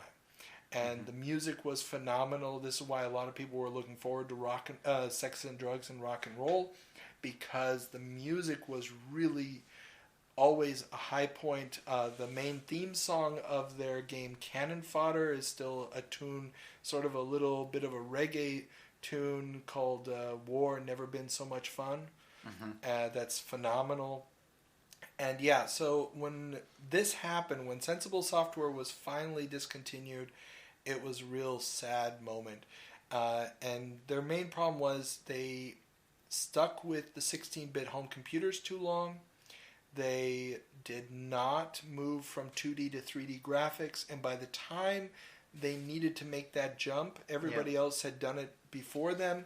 Everybody else had years of experience with it, and their few attempts at 3D graphics were just so far behind the curve that there was no coming back.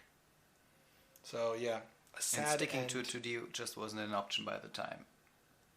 Sticking to 2D was never going to be an option.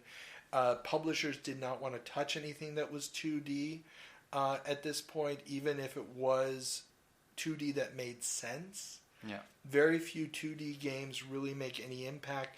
It's only when we get to the PlayStation 2 that 2D is going to start to make a little bit of a comeback, because it's now 2D at a super high resolution with sprites that have a much higher definition, and you're going to get vector-based sprites. Games like Alien Hominid really start that 2D renaissance that we're going to enjoy in this next generation. So, and closing us off. Yeah. Lara Croft appears nude in Playboy. Nell McAndrews, the third actress to be the living, breathing Lara Croft for Eidos' mega franchise, has appeared naked in Playboy. Eidos would attempt to get the issue pulped, and Playboy tried arguing that it was actually good advertising for their brand. Well, obviously they succeeded. Yeah. Well, they did succeed. It came out, I believe they had to make a change to the title page, to the cover of the magazine, because they had sort of co-opted the Tomb Raider font style. But other than that, the magazine went out. But just to explain, Eidos had made a big deal out of having a consistent actress or model portray Lara Croft for all big appearances. They did this shortly after Tomb Raider 1 came out. They had one model, then they pretty much once a year they were changing the models. And Nell McAndrews was the first one who wasn't just a model, she was also an athlete. So she actually had the physicality to pull this off. Well, not the boobs. I mean, seriously, those boobs are just anatomically impossible. This is true. But I don't even know how to respond to that. I don't want to respond to that. Don't make me respond to that. I'm moving on. But yes, Nell McAndrews showed up naked in Playboy magazine. There's a great interview. It's linked below, where she talks about it. She says, like, I was young, there was a chance to go someplace else, and she pretty much knew that the Eidos contract was going to run out anyway, because they seemed to want to have a new girl every time a new game came out, and so she just ran with it at the time. And for Playboy, at this point, Lara Croft is the biggest thing since sliced bread still, although it's starting to wane just from series fatigue, and Eidos doesn't know when to stop, because it's the only game franchise that's making any money for them. All their other attempts are pretty much crashing and burning. Daikatana is ahead in front on this. And well, yeah, this is the story of how Lara Croft ends up in Playboy. Fun stuff. Fun stuff. Educational. Educational. Yes. So, that concludes our episode for this month. Any final thoughts as we end another journey through the Video Game Newsroom Time Machine? Well, I'm incredibly happy that we didn't end up with another company going broke, so... This is true. It's not our good. final story this time. This is something that doesn't happen too often. No. People are positive. Yeah. Boobies. Yeah. We ended on boobies. And lost the women. Well, most of them. Some. Oh, come on. We didn't lose them. Okay. Nobody listens to this anyway, so it doesn't matter. Nobody made it this far into an episode of our show. So, but in case you did, or you're just now waking up because it sounds like it's ending, please remember to subscribe. Please remember to leave comments and evaluate us on whatever podcast service you happen to use. Remember, you can send us emails, all the links to our accounts and our Twitter feed and whatever else. Oh, and our PayPal, our Patreon, you can send us a buck or something to help support the channel, and maybe give us some questions for our big Al Lowe interview that's coming up. And yeah, that's pretty much it for this month. So from both of us over here, have fun.